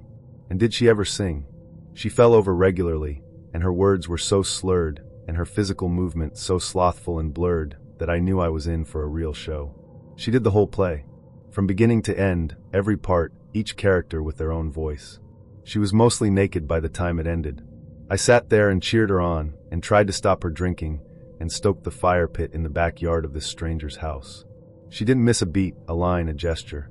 Even when I went to the can, the neighbors hollered and the dogs barked, and I was beginning to wonder if I wasn't dreaming or something. I had never before nor since seen someone so in love with a piece of art as this crazy little French girl was. I was almost envious that I didn't feel that way about something. When she finally wrapped up and I told her to take a bow, she toppled over doing just that and proceeded to crawl over to me in my chair and try to initiate a blowjob. I laughed, picked her up, carried her in the house, and dumped her on the couch. Didn't even bother saying goodbye. I knew she wouldn't remember it anyway. I walked back to my truck laughing and contemplating the sheer absurdity of humanity, knowing I'd never see anything like that again. Wherever you are, Michaela, I hope you're doing okay. I hope you found your daddy, and life's a little smoother for you. But it probably isn't. Blessed be the mad ones. On top of this story, here is another to add. We matched, he said I was cute, and asked how small I am. I gave him my height/weight, and he replied with something like, "That's so hot." He then asked who I lived with and learned I live alone. He said he had roommates and wanted to come over to my apartment. I told him that I would only meet him in a public place. If that went well, I might invite him over, but considering that my size and that the city's pretty gritty for an itty-bitty pretty boy, I never invited people I hadn't met to my home. I thought he was cool. He sent flirty texts for about a week before I suggested we meet at a coffee shop at noon on Friday. He asked me to name the location. I did, but he said he couldn't get there on his lunch break. I said, since you are the one with time and location restraints at that time of day, why don't you pick the cafe? He said he wanted to meet at my apartment. I told him no, and asked if he'd pick a coffee shop. I think he joked about meeting at my place for the 3rd time. I named a coffee shop and said that I'd meet him there at noon, if I got confirmation. This was around 10 a.m. on that Friday. I hadn't heard back from him by 11, and realized that I didn't want to meet this guy. I have to remember that because I'm openly trans on my dating profile, people may target me for assault. The first thing this guy did was confirm that he's large enough to overpower me. He then asked to meet me at my home, where I live alone. Even after I was very clear that I would only meet him in a public place, he kept joking that I should invite him to my apartment. He could have been a dumb, horny guy, but he also could have been someone targeting me for assault. I went home and picked up a work gig. I was out of cellular service for an hour, and had a lot of messages from him when I returned. He said that the app wouldn't let him text me all morning, and he was sorry, but still wanted to meet at my apartment. After all that, he still refused to meet me in a public place. It freaked me the fuck out. I told him that I didn't want to meet him anymore, and deleted the app. Story 6. Buddy of mine wanted to get in the game, but is super cheap, so he was using plenty of fish, mistake 1. Connects with a chick who seemed down to clown, so he, mistake 2, invited her to his house. She immediately is upset that he doesn't have Tito's vodka, and that's the only thing she drinks. So she insists they go to the liquor store and get some. Now my buddy is 50-50 that he's going to get robbed, but the other 50% is a good chance of getting laid. So he compromises by telling her to drive and leaves his wallet behind. They get into her car, and there's no seat in the passenger side. She says she has a huge dog, so she took the seat out and just sit in the back. And they head off to the liquor store. During the drive, he comes to the understanding that this woman is drunk. He's still holding out for the sex possibility, though they get to the liquor store, and it's too late, closed. The chick says, "I know a store they're open late. but the liquor stores are all state stores, they all have the same hours. She insists she knows a place, and he's captive in the back seat. She gets on the interstate, and a while goes by in silence, and he eventually asked, "Where are we going?" And she screams in terror. She'd forgotten he was in the back seat. She tells him they're going to the liquor store in a city 30 minutes away. Now he's almost given up on the failing hope of getting some strange, and just wants to live. Asks if they can just go home, and she screams again. Forgot he was in the car again. So he tried to keep a full conversation going to keep her awake and aware of him, and they eventually get to the destination magic open liquor store. It was closed. She insists it's open and goes to the door and starts pounding on it. Now comes the peanut gallery. Some Mexican guys are sitting in a truck drinking beers and yell at her, "That's closed. You want a beer?" And she starts yelling racial slurs at them, and not even the right ones for Mexicans. Now 3 Mexicans and a drunk/high/bipolar chick are trading profanities. And my buddy finally reached sex chance equals 0% point and just walked away. Turned around the corner and sat down at a bus stop and called me. It's like 1 a.m. on a work night, and I see the call and like, this can't be good. So I drive to get him. He tells me this whole long story that I honestly can't remember half of. It was much worse. Then we drank at his place until dawn and called in sick to work. On top of this story, here is another. Not a date, but rather a girl I was hooking up with at a party, and it's kinda long, but I just think the whole thing was so weird it's worth sharing. We were in her kitchen and we begin to make out, and suddenly she starts talking about how her best friend is totally in love with her, but she keeps kissing me while saying so. Then she elaborates by saying, "Yeah, my best friend is outside in the party," and I'm like, whoa. Well, should we stop? She goes, no, and I'm kinda uncomfortable anyways because I've been the best friend and I kinda wanna stop. She goes, no, it's totally fine, and then keeps going on about it.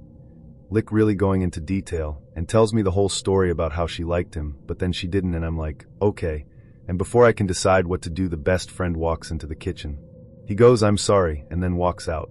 Normal, uncomfortable situation, right? Well, this happens at least 3 times.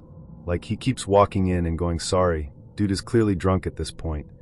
So the 3rd time I'm like, "Nah, dude, you guys clearly need to talk. I'll just be outside, you figure out stuff." And the girl holds my hand and makes me stay, but then starts talking to him, and like, she wants me to be a 3rd neutral party or something. She begins to tell him that she didn't like when he did so, and she asks me, "What do you think?" while holding my arm tightly and not letting me go. I said fuck it and just end up playing along and actively listening to them and trying to help them. I'm a teacher, so I guess I'm good at that. Long story short, I managed to get out of that situation eventually. We go outside, and a few hours later people start leaving, so I go back to her apartment to grab my stuff. Of course, she comes back with me, and now we're all alone in the apartment. We go back to the kitchen and things start getting hot again, when suddenly we hear a knock on the door. And guess whose voice we hear outside? Yeah, of course, her best friend. So I'm like, okay, yeah, no, that's it, bye. And as I'm about to leave, she stomps her feet on top of the couch, putting her leg between me and the door, and asks me, "So what are we?" And I'm like, nothing. We just kissed, and listen, I'm sorry, I just went through a breakup, so I'm not really looking for anything more than that right now. I'm sorry if that disappoints you. And that was true, but also I didn't want to get into that whole mess at all. She goes, "But can we still mess around some more?" And before I can say anything, the best friend knocks again.